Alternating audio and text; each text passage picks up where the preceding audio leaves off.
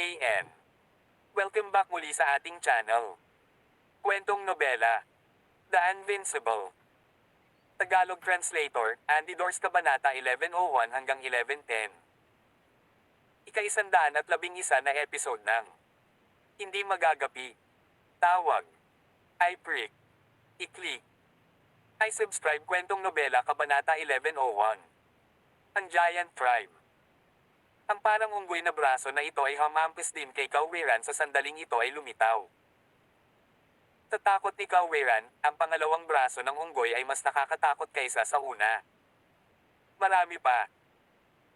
Isang nakapangangilabot na mapanirang puwersa ng palad na naglalabas ng karumal-dumal na enerhiya ang bumalot sa kanyang likod. Si Kauwiran ay walang panahon para mag-isip. Nang hindi man lang lumingon ay tumama ang palad niya sa umatake. Dumagundong. Umalangaw-ngaw ang mga matunog na putok na parang kidlat na walang katapusang banal na parusa. Ang 100 hayop na sumasakop sa bundok ay naalerto, lahat sila ay tumingin sa takot sa direksyon ng dalesdes ng bundok. Ang mga demonyong hayop na mas malapit sa dalesdes ay paulit-ulit na dumudura ng dugo, ang kanilang mga katawan ay patuloy na nanginginig matapos maapektuhan ng napakalakas na shockwaves. Kahit na ang mga demonyong halimaw na ito ay malakas, karamihan sa kanila ay nasa pagitan ng late 10th order at peak late 10th order heavenly god realm. Kahit na ang tatlong pinakamakapangyarihang demonyong hayop sa bundok na ito ay nasa pagitan lamang ng maaga at kalagitnaan ng first order ancient god realm. Ang katawan ni Kauwiran ay bumaril pasulong, marahas na bumagsak sa mabatong ibabaw ng bundok. Ang bundok ay yumanig, itinaas ang isang makapal na tabing ng alikabok at buhangin. Hindi pinansin ni Kauwiran ang kanyang mabibigat na sugat na nakatingin sa dalawang matatag na figure na nakaharap sa kanya sa hangin. Mga master ng Ancient God Realm Nefarious Devil. Napasigaw siya. Higit pa rito, ang isa ay maaaring isang late second order Ancient God Realm Master habang ang isa, isang early third order Ancient God Realm Master. Imposible. Paano makakaalis ang dalawang Ancient God Realm Nefarious Devil Master sa Nefarious Devil Island? Tataas, sina Exito at Exido ay magalang na sumaludo kay Huang Xiaolong, Guro. Master. Umugong ang ulo ni Kauwiran na para bang tinamaan siya ng kulog. Ito. Dalawang pangalawang orden at higit pa sa mga master ng sinaunang Diyos Realm ang aktwal na nakipag-usap sa isang late 5th order na Heavenly God Realm na binata na siguro. Ibig sabihin, pumagsak ang tingin ni Kauwiran sa Green Ice Hail Devil Bing Jiuyi na nakatayo sa tabi ni Huang Xiaolong, gayon din ang Green Ice Hail Devil na iyon. Noong unang lumitaw si Bing Jiuyi, inakala ni Kauwiran na siya ay isang upahang tulong lamang upang protektahan si Huang Xiaolong, habang si Huang Xiaolong ay nagbabayad lamang para sa isang serbisyo. Sa Divine World, kung ang presyong inaalok ay sapat na mataas, ang isang tao ay maaaring umarkila ng isang Ancient God Realm Master para protektahan sila sa isang tiyak na tagal ng panahon. Tumingin si Huang Xiaolong kay Kauwiran, sinabing, Kauwiran, ang mapa ng kayamanan. Habang nakalahad ang kanyang kanang kamay. Sa pagtitiis sa sakit mula sa kanyang mga pinsala, pinilit ni Kauwiran na tumayo ng tuwid.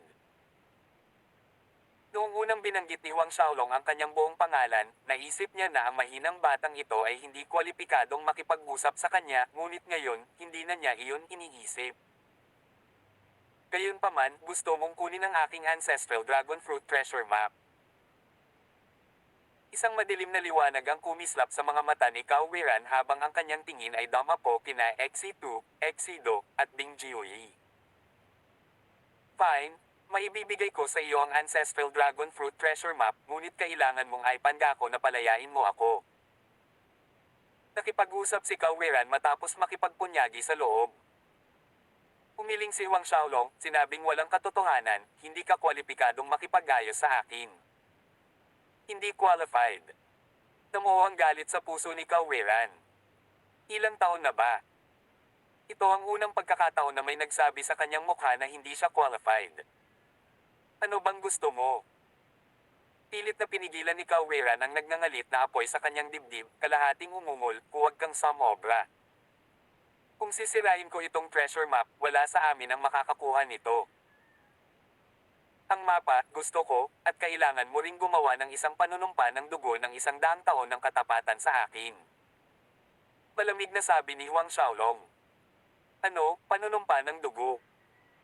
Umalangaw-ngaw ang galit na sigaw ni Cao Weiran. Kapag may lumabag sa isang panunumpa sa dugo na kanilang ginawa, sila ay magderones ng banal na kaparusahan, kaya't si Cao Weiran ay ipapatali kay Huang Xiaolong sa loob ng 100 taon. Sa katunayan, ito ang tanging paraan na naiisip ni Huang Xiaolong sa kakulangan ng iba pang mga opsyon. Sa katunayan, sa lakas ni Bing Jiuyi, Exitu, at Exido, maaari nilang makuha si Cao Weiran. Gayunpaman, si Cao Weiran mismo ay isang second-order Ancient God Realm Master na may malakas na kalooban. Imposible para kay Huang Xiaolong na kontrolin siya tulad ng ginawa niya. Kasama si Bing Jiuyi at ang iba pa. Sa makatuwid, maaari lamang niyang subukang kontrolin si Cao Weiran sa pamamagitan ng panunumpa sa dugo. Bagamat hindi masigurado ng isang panunumpa sa dugo na si Cao Weiran ay magiging ganap na tapat sa kanya, ito ay isang paraan upang makontrol siya sa ilang mga lawak at gawin siyang makinig sa kanyang mga utos sa loob ng 100 taon. Tiwala si Huang Xiaolong na makakalusot na siya sa Ancient God Realm makalipas ang 100 taon, na binansagan ang pagkadyos ni Cao Weiran sa oras na iyon ay hindi mahuhuli. Kalmadong pinagmamasdan ni Huang Xiaolong si Cao Weiran na nagngangalit sa galit, naghihintay ng kanyang sagot. Sa pagitan ng pagkamatay at panunumpa ng dugo, naniniwala si Huang Xiaolong na gagawa ng tamang desisyon si Cao Weiran. Gaya ng inaasahan ni Huang Xiaolong, ang galit na si Cao Weiran ay unti-unting kumalma, at pagkatapos ng ilang pag-iisip, tumango siya sa huli. Nang matapos siya, ang kanyang panunumpa sa dugo ay bumuo ng 2 sigil na lumipad sa sariling noo ni Huang Xiaolong at Cao Weiran ng magkahiwalay. Nang maramdaman ang pagkakaroon ng blood sigil sa loob ng kanyang katawan, napabuntong hininga si Cao Weiran sa kanyang puso. Pagkatapos ay ipinasa niya ang Ancestral Dragon Fruit Treasure Map kay Huang Xiaolong. Kinuha ni Huang Xiaolong ang mapa ng kayamanan, tiningnan ito, pagkatapos ay inihambing sa nakapalibot na bulubunduking lupain. May pagdududa sa kanyang mga mata. Ayon sa indikasyon sa mapa, ang Ancestral Dragon Fruit ay dapat nasa isang lugar sa open space na ito. Ang Ancestral Dragon Fruit ay tiyak na naririto. Biglang nagsalita ang maliit na baka. Tumango si Huang Xiaolong bilang pagsangayon. Lumipat siya sa gitna ng open space kung saan makikita ang 2 malabong handprint sa lupa na dulot ni Cao Weiran kanina. Sa pagtingin sa 2 palm print, si Huang Xiaolong ay nagulat sa loob. Para sa isang maagang second-order Ancient God Realm na halos hindi mag-iwan ng anumang marka sa ibabaw ng lupa, gaano kahirap ang lupang ito. Saglit na nag-isip si Huang Xiaolong, pagkatapos ay inutusan ng maliit na baka at ang iba pa na umatras pa, na sina Bing Jiuyi, Exitu, at Exido ay sabay-sabay na umatake sa parehong lugar. Ngunit ang lupa ay nanginginig lamang, di isang maliit na bitik ay hindi lumitaw. Pagkatapos ay nag-isip si Huang Xiaolong ng iba't ibang pamamaraan at sinubukan ng mga ito ng paisa-isa ngunit hindi nagtagumpay. Ang lugar na ito ay dapat na pinakialaman ng ilang sinaunang master. Malabong masira ang ibabaw ng lupa maliban kung mayroon kang 7th Order Ancient God Realm Strength. Ang maliit na baka ay nagbubuod, maliliit na lilang kislap na kumalusko sa 2 gintong sungay nito. Ang pagkadismaya ay nakasulat sa buong mukha ni Huang Xiaolong sa mga salita ng maliit na baka. Ikapitong orden ng sinaunang Diyos Realm. Mukhang hindi niya mahahanap ang Ancestral Dragon Fruit hanggang doon. Bagamat hindi pa rin siya lubos na nakatitiyak na ang Ancestral Dragon Fruit ay nasa ibaba ng bahaging ito ng bundok, may 70% posibilidad na iyon. Gayunpaman, sino ang nagayos ng mga pormasyong ito sa paligid? Ito kaya ang sinaunang banal na hayop na Blood Phoenix? Tiningnan ni Huang Xiaolong ang kanyang paligid. Nabigong makahanap ng anumang mga pahiwatig, maaari lamang siyang umalis sa Blood Phoenix Forest. Gayunpaman, bago umalis, nasakop niya ang pinakamakapangyarihang demonyong hayop sa 100 Beast Summit, ang Nether Fire Sparrow. Makalipas ang 1 buwan, nakaalis na ang kanyang grupo mula sa teritoryo ng Blood Phoenix Forest. Mula rito, nagpasya si Huang Xiaolong na bumalik sa Barbarian God Sect, samantalang sina Cao Weiran, Wei Chao, ang Three Evils, at ang iba pa ay pinahintulutang bumalik sa Berserk Lion Sect. Hindi nakalimutan ni Huang Xiaolong na bigyan sila ng listahan ng mga halamang kailangan niya. Dahil hindi siya nagmamadaling bumalik sa Barbarian God Sect, nagsanay si Huang Xiaolong habang siya ay naglalakbay. Nang makarating siya sa sekta, 3 buwan na ang lumipas. Sa panahong ito ng pagsasanay, ang kanyang cultivation ay gumawa ng isang mahusay na paglukso patungo sa Peak Plate 5th Order Heavenly God Realm. Narinig kong pumunta si Senior Brother Chen Hao sa extraterritorial Devil Battlefield para magsanay. Sa maikling panahon, lumakas ang kanyang lakas, at ngayon ay malapit na siyang makapasok sa ika-10 utos ng Heavenly God Realm. Narinig ko rin yon. Hindi lang iyon, sa extraterritorial Devil Battlefield, natanggap ni Senior Brother Chen Hao ang pagpapahalaga ng Giant Tribe Patriarch na gustong tanggapin si Senior Brother Chen Hao bilang kanyang godson. Ang Giant Tribe Patriarch ay isang Third Order Ancient God Realm Master. Kababalik lang ni Huang Xiaolong sa Barbarian God Sect at narinig na niya ang ilang mga disipulo na tinatalakay ang pinakabagong pakikipagsapalaran ni Chen Hao. Tawag. I-prick. I-click. I-subscribe kwentong nobela. Hindi magagapi. Tagalog Translator, Andy Dors, Kabanata 11:02. Alisin ang posisyon ni Huang Xiaolong. Ang Giant Tribe. Bahagyang napasimangot si Huang Xiaolong sa hindi inaasahang koneksyon. Tulad ng Nefarious Devil Tribe at Buddhist Demon Clan, ang Giant Tribe ay isa sa mga lumang heritage race. Pagkamat ang lakas ng Giant Tribe ay medyo kulang kumpara sa Nefarious Devil Tribe noong nakaraan, ito na ngayon ang kabaligtaran. Ang kasalukuyang Giant Tribe ay mas malakas kaysa sa Nefarious Devil Tribe. Sa pagkakaalam ng labas ng mundo, ang Giant Tribe ay kasalukuyang may 10 master ng Ancient God Realm. Sa pagitan ng ilang kalapit na puwersa ng isla, ang Giant Tribe ay tiyak na nirerango sa nangungunang 3. Maging ang pinagsamang puwersa ng Golden Dragon Gate at Berserk Lion Sect ay hindi makakapantay sa kahit kalahati ng puwersa ng Giant Tribe, hindi pa banggitin ang isang mas mahinang Barbarian God Sect. Talagang nakakagulat na si Chen Hao ay nakakuha ng mata ng Giant Tribe Patriarch hanggang sa punto ng pagtanggap sa kanya bilang isang godson. Ang personal na disipulo ng Giant Tribe Patriarch, si Jumeng, ay nasa headquarters ng ating Barbarian God Sect. Hulaan ng lahat, ano kaya ang motibo ng Giant Tribe na magpadala ng isang tao sa ating sekta?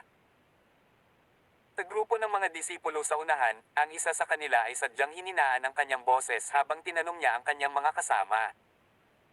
Maaaring may kaugnayan ito kay Huang Xiaolong. Isang disipulo ang kumuha ng shot. Bullseye. Ito ay talagang may kinalaman kay Huang Xiaolong. Narinig ko na pumunta si Jumeng dito sa utos ng Giant Tribe Patriarch.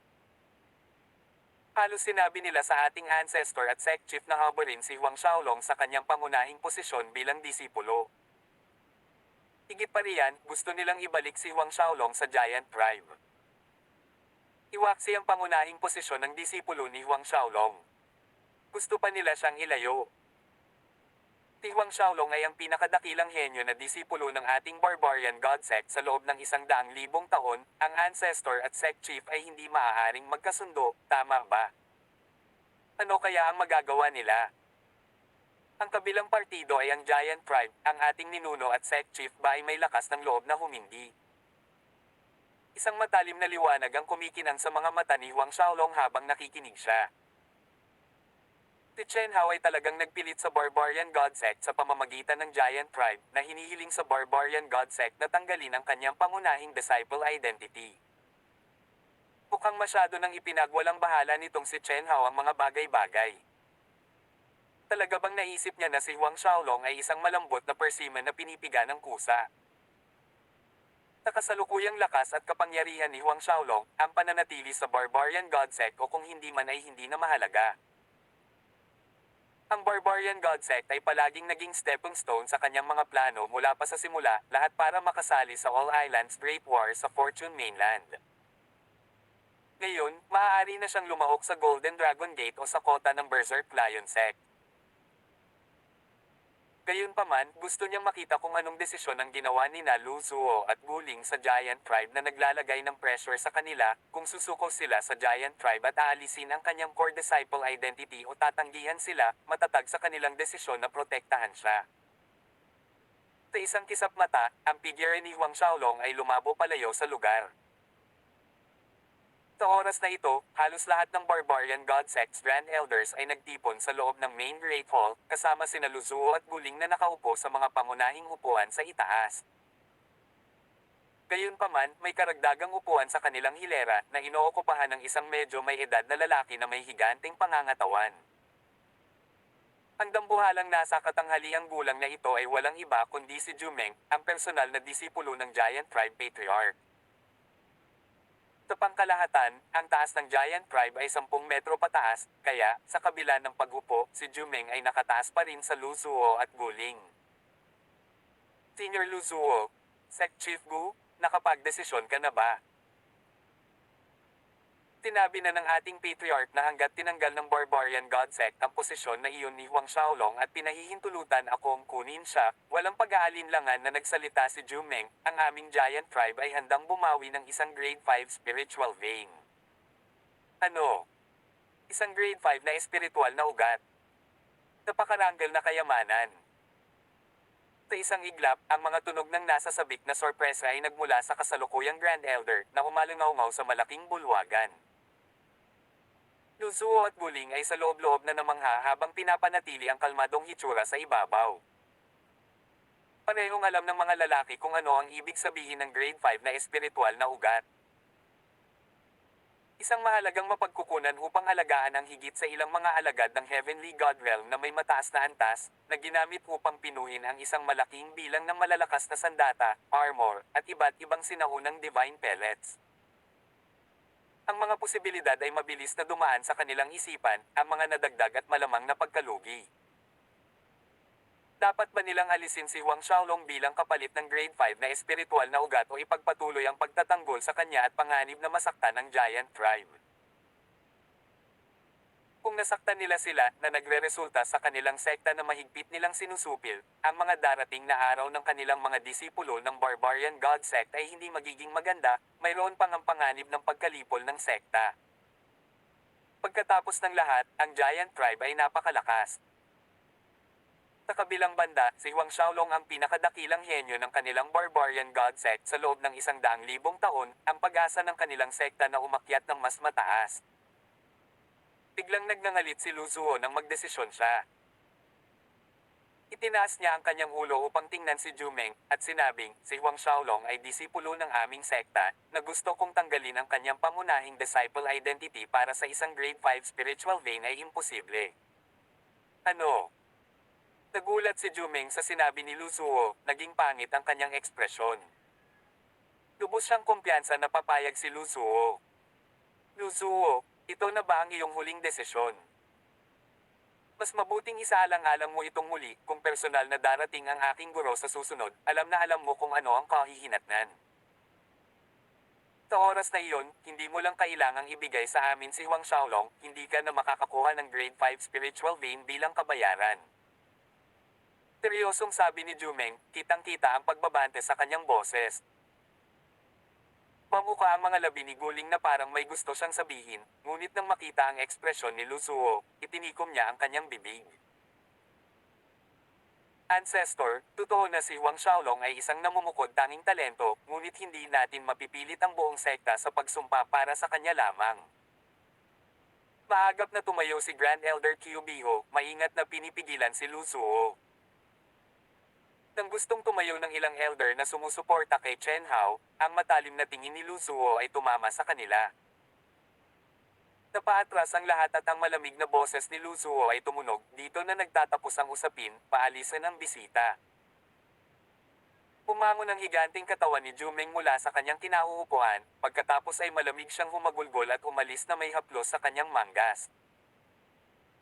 Ang grupo ng mga Grand Elder ay napuno ng pakiramdam ng pag-iisip na pinapanood ang figure ni Jumeng na nawawala sa paningin. Hindi maganda ang hitsura ni Luzuo habang kinakawayan niya ang grupo ng mga Grand Elder. Ancestor, talagang sasaktan natin ang giant tribe para kay Huang Xiaolong. Tinanong ni Guling ang tanong sa kabila ng kanyang pag-aalinlangan. Pamantong hininga si Luzuo, nagtanong bilang ganti, Guling, hindi mo ako masisisi sa paggawa ng ganoong desisyon. Sa katunayan, medyo nanghihinayang si Luzuo sa kanyang paninindigan kanina. Nang tanggihan niya ang alok ng giant tribe kanina lang, ito ba ay biglaan o umaasa siyang gagawa si Huang Xiaolong ng isang hamala? Kung ano man ang desisyon ni Ancestor, susuportahan ko, sabi ni Guling. Tumango si Luzuo, sa loob-loob na nagdarasal na ang desisyon niya ngayon ay tama. Kung hindi, siya ang magiging walang hanggang makasalanan ng Barbarian Godsect. Pagkalipas ng ilang oras, si Jumeng at ang ilan sa mga elder ng giant tribe na dumating sa paglalakbay na ito ay umalis sa bulubundukin ng Barbarian Godsect. Si Luzuo ang matandang umutot na iyon ay hindi talaga alam kung ano ang mabuti para sa kanya. Habang lumilipad palayo, mamantong hininga si Jumeng sa galit kung hindi dahil hindi makaalis si Master sa extraterritorial devil battlefield sa sandaling ito, ang ating giant tribe ay papalorin ang Barbarian Godsect sa sandaling ito. Gagawin kong linisin ng matandang umutot na si Luzuo ang aking mga daliri sa paggamit ang kanyang dila. Siguradong magagalit ang Patriarch sa atin dahil sa hindi pagbabalik ni Huang Xiaolong. Gayunpaman, gusto ba talaga ng Patriarch na tanggapin na si Chen Hao bilang kanyang godson? Sumimangot ang giant tribe elder Juha. Laging mababa ang tingin ni Juha sa sangkatauhan, hindi niya akalain na darating ang araw na gustong tanggapin ng kanilang giant tribe Patriarch ang isang tao bilang kanyang godson. Si Jumeng ay nakasimangot din, siya ay naguguluhan mula nang gawin ng kanyang guro ang desisyong ito. Sa sandaling ito, napansin ng grupo ng mga higanti na mayroong isang itim na buhok na binata na nakasakay sa isang baka sa kanilang dinadaanan, at nakasuot siya ng pangunahing disciple robe ng Barbarian Godsect. Isang Barbarian Godsect na disipulo. Humisi si Elder Juha na may mali siya, dahil aalis pa rin tayo, bakit hindi natin patayin ang maliit na ito para maglabas ng kaunting galit? Maghintay. Pinigilan siya ni Jumeng, ang kanyang tingin ay nakatuon kay Huang Xiaolong. Pakiramdam niya ay tila naghihintay sa kanila ang Barbarian Godsect na disipulong ito. Tawag. I-prick. I-click. I-subscribe kwentong nobela. Hindi magagapi. Tagalog Translator, Andy Dors, Kabanata 1103. Tinatay. Nagulat sa hindi inaasahang tahol ni Jumeng, puminto ang mga hakbang ng giant tribe elder Juha. Pagkatapos ay lumingon siya upang tumingin ng may pagdududa kay Jumeng bago muling tumingin sa itim na buhok na Barbarian Godsect na pangunahing disipulo na tila lumilipad patungo sa kanila. Sa puntong ito, masasabi ni Juha at ng iba pang grupo ng giant tribe na ang layunin ng pangunahing disipulo ng Barbarian Godsect dito ay sila. Ngayon, ang nakalilitong tanong ay bakit? Bakit sila hinahanap ng taong ito? Sa maikling paglipas ng panahon na ito, puminto si Huang Xiaolong at ang maliit na baka hindi kalayuan sa grupo ng giant tribe. Little Ron, sino ka? Anong negosyo mo sa amin? Putol ni Juha. Mas mabuting magkaroon ka ng magandang dahilan kung hindi ay magiging matindi ang kahihinatnan ng pagharang sa ating landas at pag-aaksaya ng ating oras. Ang isa pang giant tribe elder ay nagsalita na may pahiwatig ng pagkauhaw sa dugo. Si Huang Xiaolong ay hindi nataranta, hindi ba't lahat kayo ay nasa ilalim ng utos ng inyong patriarch na pumunta at ibalik ako sa giant tribe? Si Jumeng, Juha, at ang iba pa ay natigilan. Ikaw si Huang Xiaolong. Ang ilan sa kanila ay sabay-sabay na bumulong na parang hindi makapaniwala. Tama, ako si Huang Xiaolong. Tumango si Huang Xiaolong. Nagpalitan ng tingin sina Jumeng at Juha, malinaw ang kahulugan sa kanilang mga titig, ano ang nangyayari sa sitwasyong ito. Tunay nga bang Huang Xiaolong ang maliit na runt na ito? Hinanap niya ba talaga sila? Palihim na sinuri ni Jumeng ang paligid, pinalawak ang kanyang secret soul technique at hindi nagtagal ay na-verify na walang ibang Barbarian Godsect Master sa tabi ni Huang Xiaolong. Ito ang nagpalalim sa kanyang hinala. Ikaw ba talaga si Huang Xiaolong? Tanong ulit ni Juha. Alam nitong si Huang Xiaolong na ang layunin nila sa pagpunta sa Barbarian God Sect ay para sakupin siya at kaladkarin siya pabalik sa Giant Tribe. Hindi sila nagtagumpay, ngunit itong si Huang Xiaolong na mismo ang dumating sa halip na hanapin sila.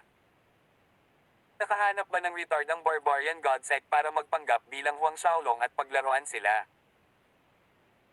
Si Huang Xiaolong ay hindi nagabala na sagutin ang parehong tanong ng paulit-ulit, umiling-iling habang sinasabi niya, hindi talaga dapat kayo pinadala ng inyong patriarch dito sa Barbarian God Sect. Hindi lamang kayong lahat ay mamamatay dito, ngunit ang inyong giant tribe ay malapit na ring mawala sa mundong ito. Si Jumeng, Juha, at ang iba pa ay natulala sa mga salita ni Huang Xiaolong, ngunit lahat sila ay humagalpak sa malakas na tawa sa susunod na segundo, nakahawak sa kanilang mga tiyan. Umaawang ina, si Luzuo ang matandang umuto na iyon ay talagang nagpakawala ng ganoong takbo para sikutin, tayo. Natawa si Jumeng, mamamatay tayo dito. Natatakot ako. Nagkunwari si Jumeng na nanginginig sa takot. Sumama si Juha, narinig niyo ba iyon? Sabi ng tanga na ito, mawawala na sa mundong ito ang ating giant tribe. Tita niya, mamamatay ako sa Keitetawa. Kapatid niya, salamat sa Diyos hindi ako kumakain ngayon. Isang giant tribe elder ang nagsimula ng isa pang alon ng tawa. Bilang isa sa mga primordial na lahi na umiral sa loob ng 100,000,000 taon, kahit na ang tribo ay tumanggi sa mga henerasyon, hindi pa rin sila nawawala. Nakaligtas sila sa ilang mga mahusay na digmaang Diyos at demonyo, ngunit patuloy pa rin sa pag-iral. Ngunit ngayon, isang maliit na barbarian god sect na disipulo ang nagsabi na gusto niyang mawala ang giant tribe sa mundong ito. Kalimutan si Luzuo, kahit na ang founding ancestor ng Barbarian God Sect ay hindi nang ahas magbitaw ng mga ganoong salita. Hindi masisisi ng isa ang grupo ng mga higante kung paano sila nag-guffawy. Tinagtagal pagkatapos nilang magsimulang tumawa, isang malawak na banal ang maaaring bumaba sa kanila, na sinamahan ng isang nakakatakot na malamig na chi. Naapektuhan ng malamig na chi na ito, nagyelo ang daloy ng hangin sa kanilang paligid. Kasabay nito, lumitaw ang makapal na mga layer ng malakristal na berdeng yelo na sumasakop sa lupa sa mabilis na bilis. Biglang tumigil sina Jumeng, Juha, at ang mga tawa ng iba, nanlaki ang kanilang mga mata sa gulat at takot na nakatingin sa figure na lumitaw sa likod ni Huang Xiaolong. Ikaw. Tumigil ang mga salita ni Juha na parang nagyelo ang kanyang dila sa kanyang bibig. Sino ka? Ano ang kaugnayan mo sa lahi ng Green Eyes Hail Devil? Ginawa ni Jumeng ang kanyang makakaya upang magmukhang kalmado, maingat na binabanggit ang kanyang tanong. Ang kanyang boses ay mas mababa kaysa dati, kahit na magalang at natatakot. Ang kanilang grupo ay binubuo lamang ng mga cultivator ng Heavenly God Realm. Sa harap ng isang master ng Ancient God Realm, wala silang kahit katiting na kapangyarihang lumaban. Hindi sumagot si Huang Xiaolong kay Jumeng. Sa halip, itinuro niya ang Green Eyes Hail Devil na may hitsura. Magalang na sumunod si Bing Jiuyi at nanlabo ang kanyang katawan habang nagte-teleport, kaagad na dumating sa harap ng grupo ni Jumeng. Senior, kami ay mga elder ng Giant Tribe. Pumalandra ang takot sa mukha ni Jumeng habang nag-aalala siyang nagsalita kay Bing Jiuyi. Noong unang panahon, pareho ang aming Giant Tribe at ang Green Eyes Hail Tribe ay may mahigpit na ugnayan ng pagkakaibigan. Malakas na dagdag ni Juha. Walang pakialam si Bing Jiuyi habang iniabot ang kanyang palad. Si Jumeng, Juha, at ang iba pa ay naging maputi, sinusubukan ang kanilang makakaya upang makatakas. Gayunpaman, sa kanilang takot, natuklasan nilang hindi sila makagalaw ng 1 pulgada. Ang nakakatakot na malamig na chi ay sumalakay sa kanilang mga katawan mula sa lahat ng direksyon, dumadaloy sa kanilang God Sea at pagka-Diyos, na humahadlang sa kanila sa pag-ikot sa kanilang puwersa ng Diyos. Madaling nakuha ni Bing Jiuyi ang grupo, kinaladkad sila sa harap ni Huang Xiaolong. Sa puntong ito, sila ay naging malalaking berdeng ice statue. Gayunpaman, pina-freeze lamang ni Huang Xiaolong si Bing Jiuyi sa grupo ng Giant Tribe sa halip na patayin sila gamit ang kanyang malamig na chi. Sa pagtingin sa hanay ng mga higanting estatwa ng yelo sa kanyang harapan, iniabot ang kamay ni Huang Xiaolong. Ang puwersa mula sa kanyang palad ay hinaila ang nagyelo na si Jumeng at sinaliksik ang kanyang mga alaala. Pagkatapos niyang gawin si Jumeng, hinanap niya ang mga alaala ni Juha na sinusunod ang lahat ng ito. Maya-maya, pagkatapos niyang matapos, kumislap ang mga mata ni Huang Xiaolong habang pinag-iisipan niya ang natutunan niya sa mga alaala nila. Sa ngayon, ang Giant Tribe Patriarch at ilan sa mga Grand Elder ng tribo ay kasalukuyang nasa extraterritorial Devil Battlefield, sinusubukang sirain ang pagbuo ng isang cultivation dwelling na naiwan ng isang sinaunang master. Tinatayang kakailanganin nila ng 3 taon para makalusot. Ito rin ang dahilan kung bakit hindi nagawa ng Giant Tribe Patriarch ang paglalakbay na ito sa Barbarian God Sect ng personal. Gayun din, si Chen Hao ay kasalukuyang kasama ng Giant Tribe Patriarch. 3 taon. Inulit ni Huang Xiaolong ang kanyang paghinga. Pagkatapos ay ipinalibot ni Huang Xiaolong ang kapangyarihang lumalamon ng kanyang Archdevil Supreme Godhead, na naging dahilan upang mapasigaw sina Jumeng, Juha, at ang iba pa sa matinding sakit sa susunod na sandali. Para sa kanya, sapat na ang 3 taon. Nang bumalik si Chen Hao sa Barbarian God Sect makalipas ang 3 taon kasama ang Giant Tribe Patriarch, lulutasin niya ang parehong problema minsan at magpakailanman. Gayunpaman, ang kanyang kasalukuyang mga subordinate na binibilang ang Berserk Lion Sect Chief, ay umabot lamang sa 6 na Ancient God Realm Masters, na kulang kung gusto niyang lumaban sa Giant Tribe. Sa makatuwid, kailangan niyang gumawa ng ilang paghahanda sa 3 taon na ito. Pinunasan ni Huang Xiaolong ang isang piraso ng Supreme Fire Element God Force kay Jumeng at sa iba pa, binura ang kanilang mga bakas habang siya at ang maliit na baka ay mabilis na tumakas. Tirichit Asterisk S. Sa malawak na kalawakan sa labas ng Vientiane World, isang napakalaking itim na masa ang lumutang sa kalawakan. Ang napakalaking masa ng mga anino na ito ay maraming beses na mas malaki kaysa sa buong Vientiane World na naglalabas ng palaging itim na ningning. Ito ang kilalang extraterritorial Devil Battlefield. Maliban sa Vientiane World, ang larangan ng digmaan ay may ilang 10,000 mga ibabaw ng mundo malapit dito. Ang ilan sa mga mundong ito ay higit sa 1,000 beses na mas malaki kaysa sa Vientiane World. Sa loob ng higanting itim na masa na ito ay ilang daang libong mundo at mainlands. Sa ngayon, sa isa sa mga mainlands na matatagpuan sa panlabas na gilid ng extraterritorial Devil Battlefield, sa kailaliman ng isang kuweba sa isang bundok sa ilang, ang Giant Tribe Patriarch na si Zhu Wufei at ang ilan sa mga Grand Elders ng Giant Tribe ay masipag sa trabaho, umaatake. Ang porma sayon sa harap nila. Sa tuwing aatake sila sa formation, lumilipad ang mga spark sa gitna ng nakakabinging mga putok. Biglang naramdaman ni Zhu Wufei ang pagyanig ng kanyang communication talisman at kinuha ito mula sa kanyang spatial ring. Napasigaw siya sa galit pagkatapos na maalis ng kanyang banal na sentido ang mensahe sa loob, ano? Namatay ang grupo ni Jumeng. Lumalabas ang mga mata ni Zhu Wufei, ang unang pumasok sa isip niya ay mali ba ang ulat ng mga tao sa ibaba. Nagpadala siya ng mensahe pabalik upang muling kumpirmahin, ngunit hindi nagtagal ay nakatanggap siya ng tugon mula sa isang elder, na nag-uulat na ang kahilingan ni Jumeng ay tinanggihan ni Lu Zuo, at ang Barbarian God Sect ay hindi ibinigay si Huang Xiaolong. Hindi nagtagal pagkatapos umalis ang grupo ni Jumeng sa punong tanggapan ng Barbarian God Sect, pinatay sila. Tawag. I-prick. I-click. I-subscribe kwentong nobela. Hindi magagapi. Tagalog Translator, Andy Dors, Kabanata 1104. Papatayin kanya gamit ang sariling kamay. Isang bagyo ng hangarin na pagpatay ang sumabog mula sa katawan ni Zhu Wufei habang nakatingin siya sa talisman ng komunikasyon. Ang Barbarian God Sect. Ang kanyang mababang boses ay napakalamig ng buto na binubulabog ang mga salita ng paisa-isa. Patriarch, ikaw. Ang isa sa Giant Tribe Eminent Grand Elder ay hindi napigil ang magtanong nang mapansin niya ang biglaang pagkapuot ni Zhu Wufei. Hindi sumagot si Zhu Wufei, ipinasa ang communication talisman sa kanyang kamay sa Eminent Grand Elder na iyon.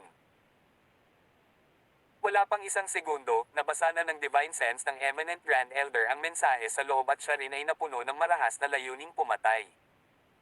Itong The Asterisk Man Barbarian God Sect. Papatayin ko silang lahat, lipulin ang sektang ito, papatayin ang lahat ng kanilang mga disipulo. Hindi sapat na tabyusin ang kanilang mga kasalanan kahit na mamatay sina Luzuo at guling ng 1,000,000 kamatayan. Umalangaw sa kuweba ang mga galit na boses nang marinig ng iba pang matatandang giant tribe ang balita. Pero may kakaiba dito. Si Luzuo at Guling ay walang lakas ng loob na pumatay ng mga tao sa aking giant tribe. May pag-aalinlangan ang sinabi ng isang eminent Grand Elder. Kahit na hindi nila napatay si Jumeng, namatay pa rin sila hindi nagtagal pagkatapos umalis sa Barbarian God Sect. Dapat silang managot para dito pareho lang. Nagkaroon siya ng lakas ng loob na tanggihan ang aming giant tribe. Ang pagtanggi na ibigay sa amin si Huang Xiaolong ay isa ng krimen na may parusang pagpatay. Malamig na sabi ni Zhu Wufei. Pagkalipas ng 3 taon, pagkatapos nating sirain ang pagbuo ng kultibasyong tirahan na ito, pupunta tayo sa Barbarian God Sect. Sa oras na ito, isang itim na anino ang kumikislap sa kuweba. Ang anino na ito ay walang iba si Chen Hao na bumalik pagkatapos manghuli ng ilang mahiwagang hayop sa paligid. Naalarma si Chen Hao nang pumasok siya, naramdaman ang marahas na layunin ng pagpatay mula sa mga tao sa loob ng kuweba. Godfather, ano ang nangyari sa lahat? Ibinalik ni Zhu Wufei ang talisman sa komunikasyon kay Chen Hao na nagsasabing, tumanggi ang Barbarian God Sect na ibigay si Huang Xiaolong. Higit pa riyan, hindi nagtagal pagkatapos umalis sa punong tanggapan ng Barbarian God Sect, napatay ang grupo ni Jumeng. Hinawakan ni Chen Hao ang communication talisman sa kanyang kamay at laking gulat niya matapos walisin ang mensahe gamit ang kanyang banal na kahulugan. Kung gayon, balak ni Ninong na. Maingat na tanong ni Chen Hao. Pagkalipas ng 3 taon, pagkatapos nating masira ang pagbuo ng cultivation dwelling na ito at makuha ang mga kayamanan sa loob, pupunta tayo sa Barbarian God Sect. Inihayag ni Zhu Wufei na may nagbabagang hangarin na pumatay. Oo, Ninong. Lihim na tumibok ang puso ni Chen Hao sa labis na kaligayahan sa mga salita ni Zhu Wufei. Inaasahan niyang makita kung paano protektahan ni Luzuo at Guling si Huang Xiaolong noong panahong iyon. Huang Xiaolong, nauubos na ang oras mo. Dapat mong pahalagahan ang natitirang 3 taon ng iyong buhay. Papatayin kita ng personal sa harap ng buong Barbarian God Sect. Sa kabilang panig, sa loob ng Celestial Immortal Manor ni Huang Xiaolong. Mayroong ilang special rings na umaaligid sa kanyang harapan na minsan ay kabilang sa grupo ni Jumeng. Isa-isang sinuri ni Huang Xiaolong ang mga special ring at hindi siya nabigla sa mga tambak ng Shenbi, Herbs, at Divine Pellets na kasing taas ng bundok. Ang kabuuang halaga ng Shenbi na nakuha niya mula sa mga special ring na ito ay higit sa 6 na bilyon. Ang mga halamang gamot sa loob ng mga special na singsing na ito ay, sa kanyang pagkabigo, 10 milyong taong gulang lamang pababa. Gayunpaman, masaya si Huang Xiaolong dahil natagpuan niya ang natitirang mga halamang gamot na kailangan niya para sa reverse incarnation pill. Mabilis niyang inilipat ang dosenang uri ng mga halamang gamot sa kanyang Azure Ring para sa pag-iingat. Ang mga divine pellets ay halos hindi madadaanan, karamihan ay malamang na pinino mismo ng grupo ni Jumeng, halos hindi na umabot sa grade 3. Ang grade 3 na divine pellet ay maaaring isang mahalagang bagay sa iba, ngunit ang grade na ito ng mga divine pill ay basura sa mga mata ni Huang Xiaolong. Sa nakakatakot na bilis ng pagpino ng kanyang 3 Supreme Godheads, ang pagsipsip ng 1,000,000 pills ng grade na ito ay hindi pa rin magdadala sa kanyang cultivation sa 6th Order Heavenly God Realm. Isa pa, hindi dinala ni Jumeng ang grade 5 na espiritual na ugat na ipinangako niya kay Luzuo. Sa kasalukuyan, ang grade 5 na espiritual na ugat ay selyadong sa loob ng underground space ng Giant Island. Sa katunayan, sa simula pa lang, hindi kailanman binalak ng Giant Tribe na magbigay ng grade 5 spiritual vein sa Barbarian God Sect. Gayunpaman, sa mga alaala ni Jumeng, mayroong higit sa isa sa kanila sa underground space ng Giant Island. May tatlo. Ulalas ni Huang Xiaolong sa isang nasa sabik na bulong, isang nilalagnat na kislap sa kanyang mga mata. Pagkalipas ng 3 taon, pagkatapos niyang lipulin ang Giant Tribe, hindi niya dapat kalimutan ang tungkol sa 3 grade 5 na espiritual na ugat sa ilalim ng lupa. Ang sumunod na 2 buwan ay mapayapang araw na may maaraw na kalangitan. Si Huang Xiaolong ay nanatili sa loob ng kanyang asyenda upang magtanim sa panahong ito, nahuhulog sa dati niyang nakagawiyang pagpunta sa silid-aklatan sa maghapon upang basahin ang mga manual ng Divine Battle Art at Technique, habang ang kanyang mga gabi ay ginugol sa pag-unawa sa kanyang nabasa.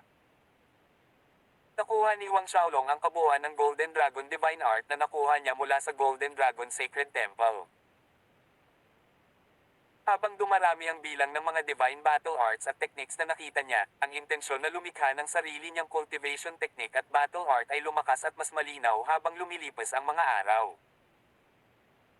Sa simula, naisip lang niyang lumikha ng sarili niyang cultivation technique ng walang direksyon, ngunit ngayon ay nakakakita na siya ng malabong balangkas ng nais niyang likhain. Gayunpaman, naramdaman ni Huang Xiaolong na kailangan niyang mag-aral ng higit pang mga manual upang siya ay makabuo, magsanib, at mapabuti pa, kaya hindi siya nagmamadaling magsimulang lumikha. Sa 2 buwang ito, sina Lu Zuo at Guling ay nakipagkita sa kanya ng higit sa 1 beses, pinayuhan si Huang Xiaolong na magtanim ng mabuti habang ginagabayan siya. Hindi makayanan ni Huang Xiaolong na tanggihan ang mabait na intensyon ng 2 taong ito, at salamat sa kanilang patnubay, ang kanyang pag-unawa sa maraming banal na sining ng labanan at mga manual ng pamamaraan na pinag-aralan niya kamakailan ay lumalim. Masasabing si Huang Xiaolong ay hindi kailanman nagkaroon ng anumang pakiramdam na kabilang sa Barbarian God Sect, ngunit mula pa noong insidente ng Giant Tribe, nagkaroon ng banayad na pagbabago sa aspetong ito, dahilan upang maisip ni Huang Xiaolong ang Barbarian God Sect bilang kanyang una tahanan sa banal na mundo. Sa hinaharap, gagawin niya ang lahat para protektahan ang Barbarian God Sect. 1 buwan na naman ang lumipas sa kapayapaan. Si Huang Xiaolong na malapit nang umabant sa Peak Late 5th Order Heavenly God Realm sa wakas ay matagumpay na umabant ng walang anumang pag-aalinlangan, kalahating hakbang na lang at maaabot na niya ang 6th Order Heavenly God Realm. Ang panahon sa araw na ito ay pambihirang maganda, ang araw at hangin ay naruroon. Nagplano si Huang Xiaolong na magtungo sa Jadeite Kingdom, inaasahan niyang makita kung ano ang nasa likod ng Inner Treasury Hall ng Genyu Sect. Noong una siyang pumasok sa treasury ng Genyu Sect, kulang ang kanyang lakas kaya hindi niya mabuksan ang steel wall sa inner hall. Ngunit ngayon, naniniwala siyang hindi dapat magkaroon ng anumang problema sa pagbubukas ng steel wall na iyon sa kanyang makabuluhang improvement, pati na rin sina Bing Jiuyi, Xi2, at Xido, 3 Ancient God Realm Masters. Ang panlabas na bulwagan ng Genyu Sect Treasury ay nakalinya na ng halos 20 tangkay ng 40 milyong taong gulang na mga halamang gamot, anong uri ng kayamanan ang mayroon sa panloob na bulwagan. Tumaas ang pag-asa ni Huang Xiaolong. Bukod sa inner hall ng Genyu Sect Treasury, binalak din niyang tingnan si Yao Qi sa Lin Family Fort. Sa isang kisap mata, ilang taon na ang nakalipas mula noong huli silang magkita. Ang kaakit-akit at kaakit-akit na mukha ni Yao Qi ay lumitaw sa isip ni Huang Xiaolong. Hindi nagtagal pagkatapos niyang lisanin ang Barbarian God City, nabangga niya si Cao Feng, ang babae ni Chen Hao. Si Cao Feng ay lumilipad patungo sa Barbarian God City kasama ang ilang mga babaeng disipulo ng Sky Dragon League. Nagtama ang kanilang mga tingin sa himpapawid. Nakasakay sa maliit na baka, lumipad si Huang Xiaolong sa grupo ni Cao Feng. Tumigil ka. Biglang sumigaw si Cao Feng, lumitaw sa harap ni Huang Xiaolong, nakaharang sa kanyang daan. Ang panonood kay Huang Xiaolong na hindi siya pinansin, ang puot sa kanyang puso ay tumaas. Ang mga mata ni Huang Xiaolong ay kumikinang sa inis habang nakastar sa tapat niya. Huang Xiaolong, hindi mo nakitang darating ito, di ba? Ang patriarch ng Giant Tribe ay tinatanggap ang aking asawa bilang kanyang inaanak. Tiningnan ni Cao Feng si Huang Xiaolong na may pangungutya at kasiyahan, siguro ay kinakain ka ng buhay ngayon, nagsisisi ka ba na lumaban ka sa asawa ko? Tapos ka na ba? Si Huang Xiaolong ay walang malasakit gaya ng dati, kung tapos ka na, maaari kang sumisigaw sa aking paraan. Ang kampante na pagngisi sa mukha ni Cao Feng ay tumigas sa tugon ni Huang Xiaolong. Itinuro ng daliri ang kanyang mukha sa galit, tumaas baba ang dibdib ni Cao Feng, ikaw. Wang Xiaolong, napakayabang mo pa rin para sa isang taong malapit ng mamatay. Let me tell you, 3 years later, babalik ang Giant Tribe Patriarch from the extraterritorial Devil Battlefield, sabi ng hobby ko. Sa oras na iyon, papatayin ka niya gamit ang sarili niyang mga kamay. Tawag. I prick. I-click. I subscribe kwentong nobela. Hindi magagapi. Tagalog Translator, Andy Dors, Kabanata 1105. Ang inner hall ng Genuisec Treasury. Papatayin ka niya gamit ang sarili niyang mga kamay. Ikaw Feng ay umungol ng huling pangungusap ng buong lakas na para bang inilalabas niya ang matinding puot sa kanyang puso kay Huang Xiaolong. Kahuling insidente sa Nine Heavens Palace, ginawa ni Huang Xiaolong na basahin niya ang kanyang pantalon sa publiko, na ikinahihiya siya sa harap ng isang pulutong ng mga disipulo. Puputukin siya ni Cao Feng at kagatin ang kanyang mga buto kung magagawa niya. Gayunpaman, nang matapos siya, isang malakas na tawa ang nagmula sa maliit na baka. Umiling-iling ang ulo nito sa kaliwat kanan. Si Cao Feng at ang kanyang grupo ng mga babaeng disipulo ay natulala. Ano ang nakakatawa kay Chen Hao na nagpaplanong patayin si Huang Xiaolong gamit ang kanyang sariling mga kamay? Ang maliit na baka ay biglang huminto sa pagtawa at itinaas ang paa sa harap, pinaulanan ng sipa si Cao Feng na ang buong katawan ay napaatras sa hangin, ang kalahati ay nakabaon sa mabatong lupain sa di kalayuan habang sumisigaw pa rin sa tuktok ng kanyang mga baga. Dayanig ang lupa nang bumukas ang malalalim na bitek sa ibabaw nito. Ang grupo ng mga babaeng disipulo ng Sky Dragon League ay natulala bago ang kanilang mga mukha ay namula, ang hindi paniniwala ay nakasulat sa kanilang mga mukha habang sila ay dahan-daang lumingon sa maliit na baka. Ilang beses na sumimangot si Xiao Niu, munting babae, ilang taon na ang nakalipas ay mas mahina ako kaysa sa iyo, ngunit ngayon, ang pag-iimpake sa iyo ay nangangailangan lamang ng isang sipa. Kung maglakas loob kang magbitaw ng walang kaparirikan at mabahong mga salita sa harap ko, huwag mong sisihin ang baka na ito na binigyan ka pa ng ilang sipa, sumabog ang iyong mga cha-cha. Ang mga babaeng disipulo ay umatras sa takot, habang si Huang Xiaolong ay halos mabulunan ng kanyang laway. Masyadong dominante ang mga salita ng maliit na baka, o mas tumpak pagmimina ng baka. Sa hinaharap, kung hindi maginhawa para sa iyo na hawakan ang mga babaeng tulad nito, ipaubaya mo na lang sila sa bakang ito. Ang mukha ng maliit na baka ay nahati sa isang malaking ngiti. Walang magawa si Huang Xiaolong na tinapik ang ulo ng baka nito at sinabing, "Tara na." Ang maliit na baka ay tumakbo palayo kasama si Huang Xiaolong sa likod nito. Nang dumaan ito sa grupo ng mga babaeng disipulo, ang maliit na baka ay nanlaki ang mga mata sa isang mabangis na liwanag, na labis na natakot sa mga batang babae na sila ay nagkalat sa iba't ibang direksyon tulad ng mga takot na ibon. Pilyong tumawa si Xiao Niu at lumipad palayo habang humihigop ng kaunting himig. Umiling si Huang Xiaolong sa kawalan ng imak. Nalaman niyang tomboy pala talaga ang maliit na baka na ito, tomboy na malaki ang ugali. Pagkatapos lamang mawala sa paningin ni Huang Xiaolong at ng maliit na baka ang grupo ng mga babaeng disipulo ay naglakas loob na iligtas si Cao Feng, hinukay siya palabas ng hukay. Pagkalabas ni Cao Feng mula sa hukay, nakita nila sa dibdib ni Cao Feng ang isang halatang bakas ng kuko ng baka. Ang laman sa ilalim ng imprint ng kuko ay ganap na lumubog ito. Ang grupo ng mga babaeng disipulo ay namutla nang makita ito. Pagkatapos nilang lisanin ang Barbarian God Sect, pinakawalan ni Huang Xiaolong ang Black Flame Sea Emperor Beast mula sa Zumi Temple. Dahil ang pagpino sa Reverse Incarnation Peel ay nangangailangan lamang ng kaunting dugo nito, pinasukol ni Huang Xiaolong ang halimaw sa halip na patayin ito. Ang lakas ng Black Flame Sea Emperor Beast na ito ay nasa peak sa unang bahagi ng 10th Order Heavenly God Realm. Blackie, kung makatagpo tayo ng mga ganoong klase ng clown, hahawakan ko ang mga babae. Kung sila ay mga lalaki, ipapaubaya ko sila sa iyo. Ang Black Flame Sea Emperor ay nakuhang muli ang kalayaan nito, ngunit ang maliit na baka ay nagtatalaga na ng mga gawain sa hinaharap. Sa paglipas ng panahon, ang maliit na baka at si Blackie ay naging chummy sa isa't isa. Kahit na ang Black Flame Sea Emperor Beast ay mas malakas at nagtataglay din ng isang Divine Beast bloodline na mas malapit sa isang Chaos Spiritual Beast, sa harap ng maliit na baka, ito ay kahawig ng isang masunurin na aso. Oo, Kuya Neo. Ang Black Flame Sea Emperor Beast ay sumagot ng walang pag-aalinlangan sa mahina nitong dumadagandong na boses, bakas ng panghihina ang mukha nito. Tumawa si Wang Xiaolong, nasiyahan sa kakaibang eksenang ito.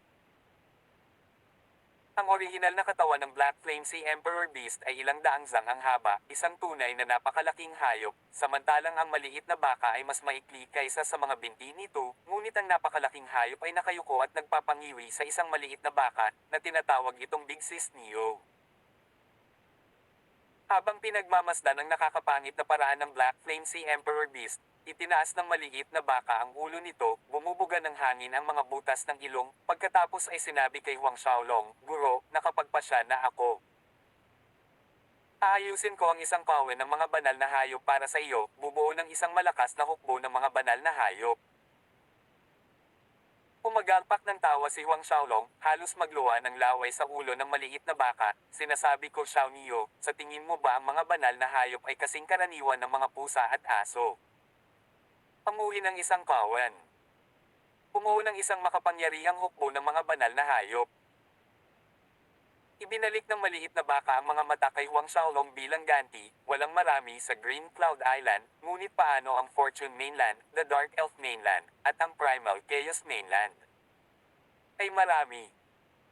Kung kakaunti lang ang nasa Vientiane World, hindi pa ba naroon ang outside world? Gayun din, maraming magagandang hayop na may mahusay na mga bloodline sa extraterritorial devil battlefield, kahit na mga kaguluhang espiritual na hayop. Ang extraterritorial devil battlefield ay mayroon pang kaguluhang espiritual na mga hayop. Hindi ito inaasahan ni Huang Xiaolong. Ito ang unang pagkakataon na narinig niya ito.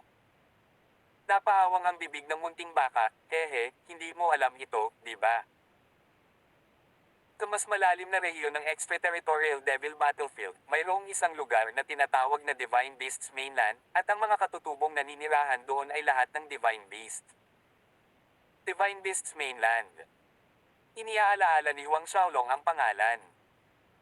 Tama, ang pinakamakapangyarihang Beast King sa Divine Beast Mainland ay isang Chaos Spiritual Beast.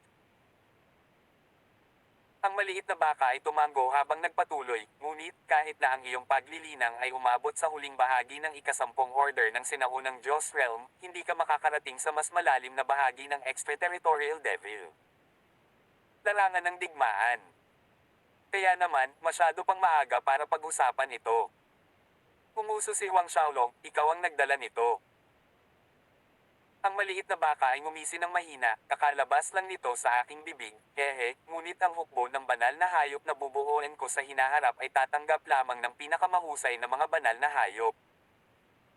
Nawala ng interes si Huang Xiaolong na makipag-usap sa maliit na baka na nakikinig sa layunin nito na nawawala ng kontrol. Gayunpaman, ang hindi inaasahan ni Huang Xiaolong ay ang maliit na baka ay talagang bumuo ng isang dakila at makapangyarihang hukbo ng mga Divine Beast na naging dahilan upang mamatla ang mga cultivator ng Divine World sa pagbanggit lamang ng pangalan nito. Siyempre, ito ay para sa ibang pagkakataon. Si Huang Xiaolong ay hindi nagmamadali, nakarating sa Jadeite Kingdom makalipas ang kalahating buwan. Direkta siyang dumaan sa lungsod, dumiretso sa transmission array ng Genyusect sa ilalim ng bangin. Sa unang pagkakataon na siya at ang maliit na baka ay narito, naubos nila ang lahat ng kanilang lakas upang makarating ito sa hanay ng paghahatid, na nilalabanan ng napakalamig na malamig na hangin sa pagbaba. Sa pagkakataong ito, sa kanilang parehong lakas na tumaas ng malaki pati na rin sa tulong ng Black Flame Sea Emperor Beast, silang tatlo ay madaling nakarating sa transmission array. Buo pa rin ang restriction formation na naiwan ni Huang Xiaolong noong nakaraan, mukhang wala pang nakatuklas sa lugar na ito. Sa pagiging pamilyar at madali, sinimulan ni Huang Xiaolong ang transmission array, pumasok sa Genyusect Treasury Space, pagkatapos ay ginamit ang susi at binuksan ang pinto. Pagpasok sa treasury, tatlong figure ang dumiretso sa loob. Ilang minuto lang, nakarating na sila sa kabilang dulo kung saan nakatayo ang steel wall. Nakatayo sa harap ng bakal na pader, pinaikot ni Huang Xiaolong ang kanyang God Force habang idiniin niya ang kanyang mga palad sa ibabaw nito. Bang! Ang ingay ay umalingaw sa bulwagan, ngunit ang bakal na pader ay tumigil sa pagyanig. Ang makitang hindi pa rin niya maigalaw ang bakal na pader ay hindi nakapagtataka kay Huang Xiaolong. Lucky, ikaw na. Sa oras na ito, ipinakita ng maliit na baka ang kanyang big sister na tindig na nag-order ng Black Flame si Emperor Beast. Oo, Kuya Neo. Nang walang anumang pagtutol, ang Black Flame si Emperor Beast ay umakyat sa bakal na pader, itinaas ang dalawang paa nito sa harapan at binatukan ito. Kaagad-agad, umalungaw ang isang umuugong na ingay at ang pormasayon sa bakal na dingding ay kumaluskos at bumulusok habang ito ay nahuhubad. Ang mga linya ng spiderweb ay nagsimulang kumalat sa ibabaw, parami ng parami.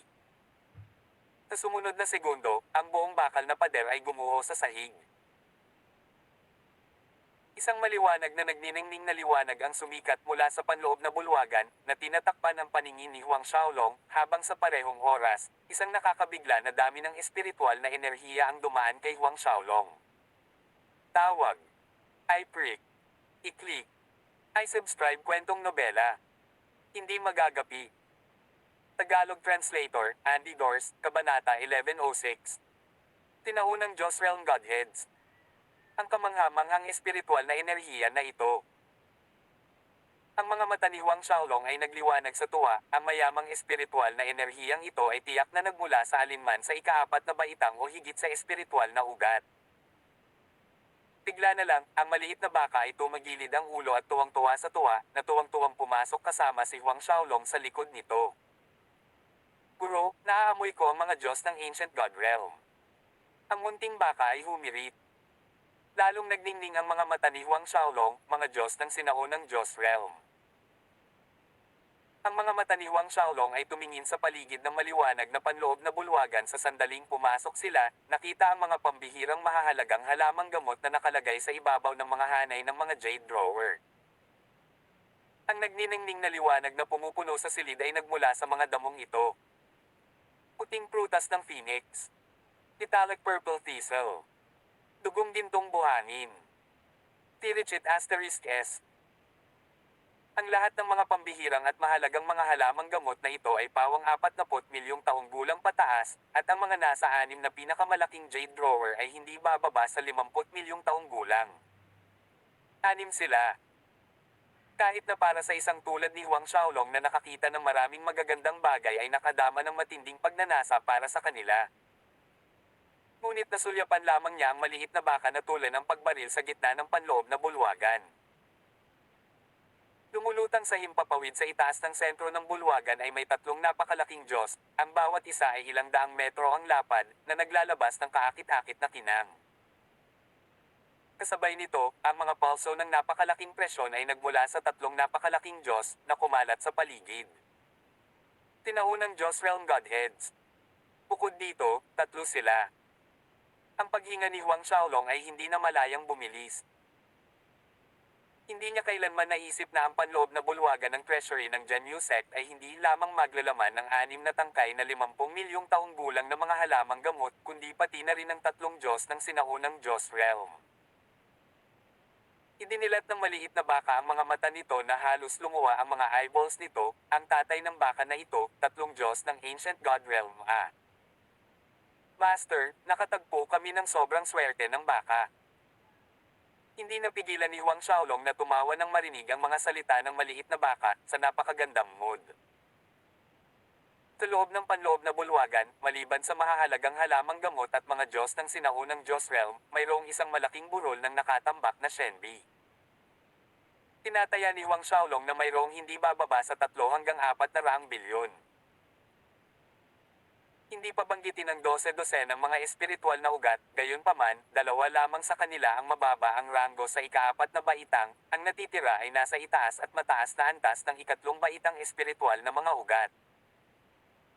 Ang 4 na gilid na dingding ng panloob na bulwagan ay may linya ng mga bookshelf na napuno hanggang sa itaas ng iba't ibang libro. Si Huang Xiaolong ay random na pumili ng ilang mga libro mula sa isa sa mga bookshelf at binuklat ang mga pahina. Karamihan sa mga ito ay mga makasaysayang talaan ng Green Cloud Island mahigit 100,000 taon na ang nakalilipas, na nagliliste ng mga nangungunang sekta at puwersa, pati na rin ang kanilang mga sikat na pamamaraan. Ang isang maliit na bahagi ng mga libro ay mga anekdota ng Green Cloud Island pati na rin ang mga karatig na isla.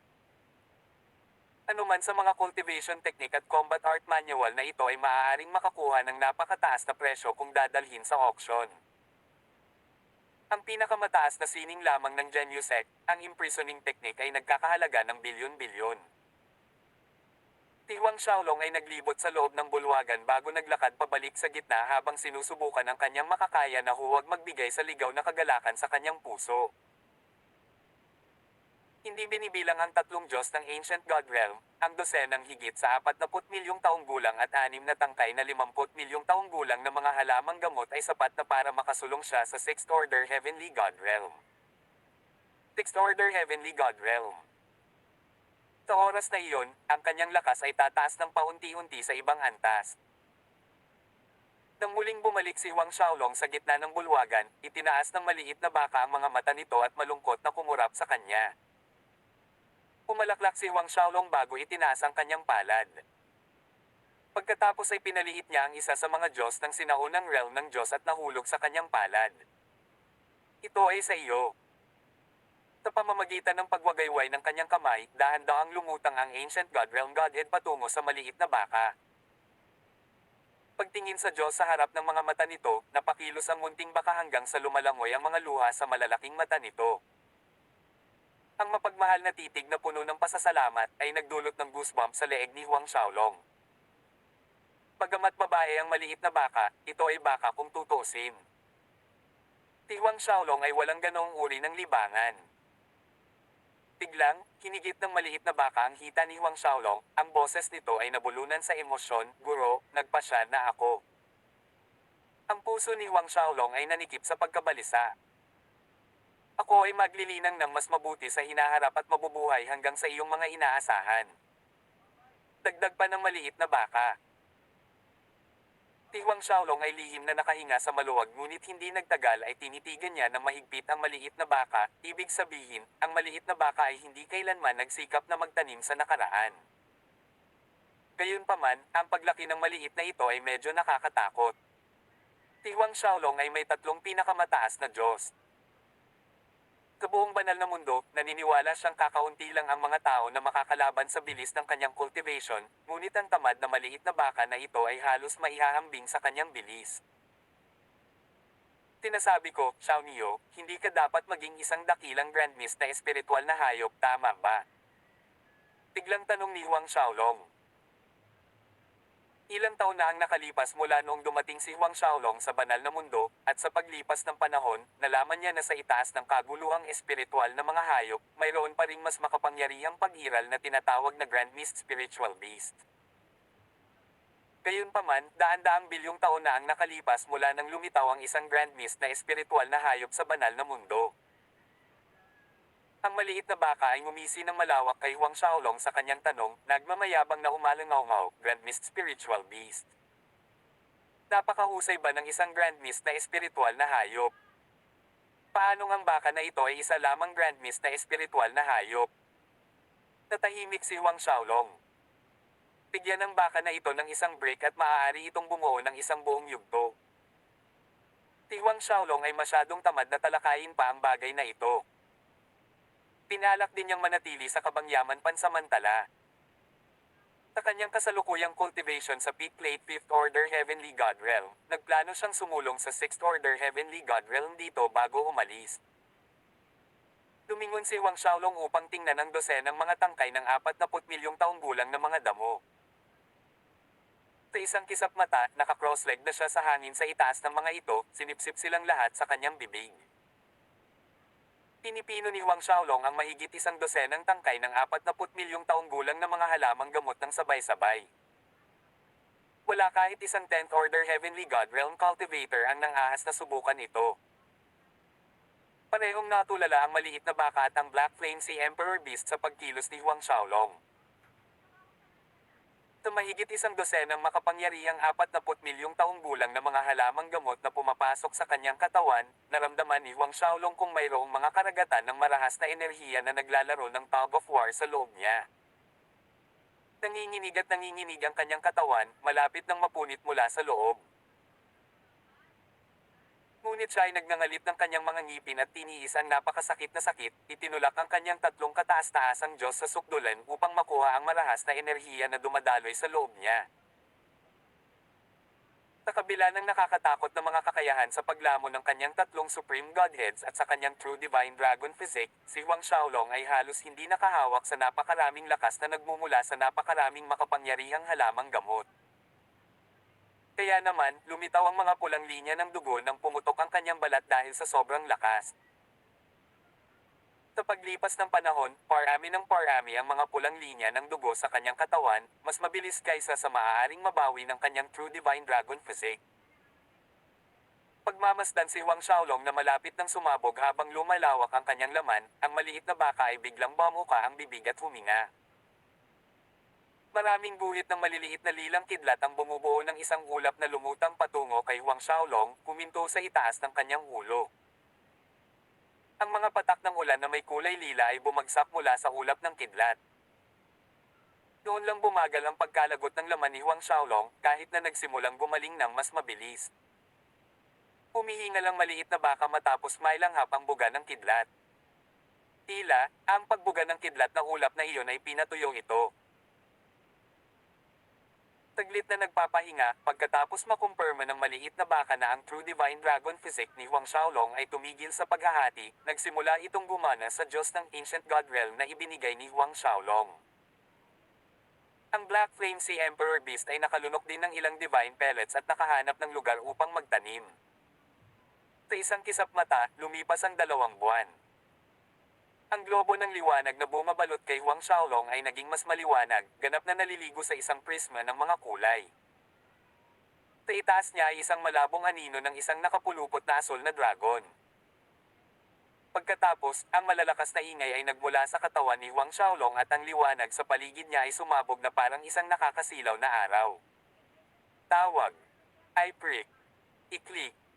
I-subscribe kwentong nobela. Hindi magagapi. Tagalog Translator, Andy Dors, Kabanata 1107. Mga hayop sa dagat. Parehong nataranta ang maliit na baka at ang Black Flame Sea Emperor Beast mula sa kanilang cultivation state ng malalakas na ingay na nagmumula sa katawan ni Huang Xiaolong. Ang mga bugzo ng magulong hangin ay nabuo sa paligid niya na nagtipon sa isang nakakatakot na puyo ng hangin na umaabot palabas. Isang pagsabog ng itim na apoy na nakabalot sa Black Flame Sea Emperor Beast, halos hindi na protektahan ang sarili mula sa pagkasira ng nakamamatay na wind vortex. Ang mapanganib na sitwasyon ay tumagal ng isang buong kalahating oras bago humupa ang wind vortex. Nakakaloka. Nagpaut ang maliit na baka. Si Huang Xiaolong ay nakapasok na sa Heavenly God Realm ilang taon na ang nakalipas at ngayon ang kanyang cultivation ay umabot na sa 6th Order Heavenly God Realm. Wala pang isang dekada ang itinagal niya para makapunta mula sa First Order hanggang Sixth Order Heavenly God Realm. Kahit na ang isang nagpakilalang freak na tulad ng maliit na baka ay hindi napigilan na malungkot na si Huang Xiaolong ay sobrang kakatuwa. Mukhang ang pagka-Diyos ni Master ay nasa pinakamataas na ranggo. Ang maliit na baka ay nagsabi ng may katiyakan, isang liwanag na kislap sa mga mata nito. Ang Black Flame Sea Emperor Beast ay tumango bilang pagsangayon, nahuhulog sa malalim na pag-iisip. Bagamat saglit lamang nitong sinundan si Huang Xiaolong, lubos nitong naramdaman na ang guro na sinundan nito ay talagang nakakatakot at kakaibang magbot. Sa sandaling ito, nanginginig at bumukas ang mga talukap ng mata ni Huang Xiaolong, ipinakita ang 2 matingkad na estudyante na kahawig ng 2 nagniningning na bituin sa langit. Ang langit at lupa ay tila lumiwanag ng ilang segundo nang imulat niya ang kanyang mga mata, maging ang maliit na baka at ang Black Flame Sea Emperor Beast ay hindi nang ahas na tumingin kay Huang Xiaolong sa mga mata. Walang salita, ibinuka niya ang kanyang bibig. Sunod-sunod na lumipad sa kanyang katawan ang 6 na tangkay ng 50 milyong taong gulang na halamang gamot. Ang 6 na tangkay ng mga halamang-halaman na may edad hanggang 50 milyong taon ay agad na naging 6 na mabangis na daloy ng enerhiya, na mas nakakaalarma kaysa sa nakaraang batch ng dosenang 40 milyong taong gulang na mga halamang gamot na nakakaapekto sa bawat sulok ng katawan ni Huang Xiaolong. Tuloy-tuloy na umalangaw ang mahinang ugong mula sa panloob na katawan ni Huang Xiaolong. Sa kabila ng pagtaas ng lakas ni Huang Xiaolong sa pagsulong sa Sixth Order Heavenly God Realm, na naging sanhi ng pagiging matigas ng True Divine Dragon Physique, nagsimulang mapunit ang kanyang laman sa iba't ibang lugar. Ang maliit na baka ay sobrang hindi makapagsalita habang pinapanood ang eksenang ito. Itong masochist. Ang cultivation method na ito ay walang pinagkaiba sa pagsusugal sa buhay ng isang tao. Marahil ang kanilang guro lamang ang naglakas loob na maglinang sa ganitong paraan, kung sino pa mang tao, sila ay sesubog sa isang iglap, maging ang kanilang pagkadyos ay madudurog. Gayunpaman, kung sakali, ibinuko ng maliit na baka ang bibig nito at huminga ng isang buga ng lilang ulap ng kidlat na lumutang patungo kay Huang Xiaolong, nagpaula ng mga lilang patak ng ulan sa ulo ni Huang Xiaolong. Matapos itong gawin, humihingal ang maliit na baka habang ang dila ay dumudulas sa gilid ng bibig nito. Grabe ang pagod ng baka na ito.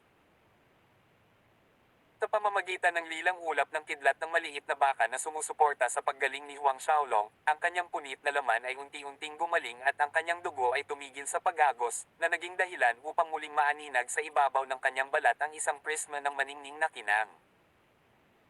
Ang aura ni Huang Xiaolong na katatapos lang pumasok sa Sixth Order Heavenly God Realm ay tumaas pa. Sa isang punto, isang orient na kislap ang lumitaw sa pagitan ng mga kilay ni Huang Xiaolong, at sa sumunod na segundo, isang gintong tableta ang lumipad mula sa kanyang noo, ang mababang uri ng kaguluhang espiritual na sandata na Devil Restraining Tablet. Ang mga pinong parang sutla na gininto ang sinulid ng enerhiya ay tumubo mula sa Devil Restraining Tablet na bumabalot sa Huang Xiaolong. Ang mga gintong sinulid na ito ng enerhiya ay kasunod na pinino at hinihigop niya. Malinaw na naramdaman ni Huang Xiaolong na ang mga gintong sinulid na ito ay naglalaman ng mataas na dami ng enerhiya. Higit sa lahat, nagkaroon sila ng karagdagang benepisyo ng pagpapalakas ng kanyang mga Diyos. Ito ang Diablo na pumipigil sa Qi. Natuwa si Huang Xiaolong. Ang Devil Restraining Tablet na ito ay ang pinakadakilang sandata ng Devil Restraining Sect, na hawak sa mga kamay ng sect chief ng bawat henerasyon. Sa 10,000 taon ng pag-iral nito, ikinulong nito ang maraming mga demonyo ng sinaunang Diyos Realm. Mayroong kahit ilang mataas na antas ng Ancient God Realm Devils. Ang Devil Chi ng Ancient God Realm Devils na nakakulong sa loob ng Devil Restraining Tablet ay patuloy na lalamunan ng tablet pagkatapos ay gagawing Devil Restraining Chi. Sa madaling salita, ang Devil na pumipigil sa Chi na ito ay purong enerhiya na pino mula sa Ancient God Realm Devils, Devil Chi. Kahit na matagal nang nakuha ni Huang Xiaolong ang Devil Restraining Tablet, hindi pa niya na-trigger ang naipon na Devil Restraining Chi na nakaimbak sa loob hanggang ngayon. Tinong mag-aakala na ang mabangis na 50 milyong taong gulang na herb elixir ay magtulay sa daan patungo sa Diablo na pumipigil sa Qi sa loob ng tableta. Tulad ng isang tigang na tao sa isang disyerto, galit na kinain ni Huang Xiaolong ang Diablo na pumipigil sa Qi na dumadaloy sa kanyang katawan, gayon din ang enerhiya ng 50 milyong taong gulang na herb elixir. Dahil sa dalawang masaganang pinagmumulan ng enerhiya, nagawang pagsamahin ni Huang Xiaolong ang kanyang bagong advanced na cultivation realm. Pagkatapos niyang makapasok sa Sixth Order Heavenly God Realm, ang bilis niya sa pagpino ay naging mas mabilis pa. Sa kabila ng labis na enerhiya mula sa 6 na tangkay ng mga halamang panggamot, unti-unti itong nabawasan sa ilalim ng galit na pagsipsip ng 3 Supreme Godheads ni Huang Xiaolong. Makalipas ang bahagyang 3 buwan. Kawakas, ganap na nasisipsip ni Huang Xiaolong ang lahat ng 6 na tangkay ng enerhiya ng 50 milyong taong gulang na damo, at sa kawalan ng mga ito, ang Devil Restraining Tablet ay huminto sa pagpapakawala ng mga gintong sinulid ng Diablo na pumipigil sa Qi, tahimik na lumilipad pabalik sa noo ni Huang Xiaolong. Ang pag-iisa sa oras na ito ay tumagal ng higit sa 5 buwan sa pangkalahatan. Sa puntong ito, ang cultivation ni Huang Xiaolong ay umabot na sa rurok ng unang bahagi ng Sixth Order Heavenly God Realm, na may posibilidad na umaban sa Mid-Sixth Order na nakikita. Maging si Huang Xiaolong mismo ay hindi inaasahan na ang kanyang pag-iisa sa pagkakataong ito ay magre-resulta sa gayong pagunlad. Pagkatapos tumuntong sa Sixth Order Heavenly God Realm, maging ito man ay ang kanyang True Divine Dragon Physique na depensa o explosive power, pareho silang tumaas ng ilang beses. Ang kanyang tatlong kataas-taasang Diyos ay mas malakas na ngayon kaysa dati. Ngayon, mga 2.5 taon ang natitira hanggang sa bumalik si Chen Hao at ang Giant Tribe Patriarch mula sa extraterritorial Devil Battlefield. Mayroon pa rin siyang 2 Ancient God Realm Godheads na tiwala siyang magagawa niyang ganap na pinuhin sa loob ng 2 taon. Sa oras na iyon, kahit na makapasok si Chen Hao sa 10th Order Heavenly God Realm, walang alinlangan si Huang Xiaolong na matatalo niya siya. Si Huang Xiaolong ay nagpakawala ng dagindong patungo sa langit, niyanig ang kawalan. Makalipas ang mahabang panahon, ang maliit na baka at ang Black Flame si Emperor Beast ay lumipad patungo kay Huang Xiaolong. Guru, parehong halimaw ang tumawag.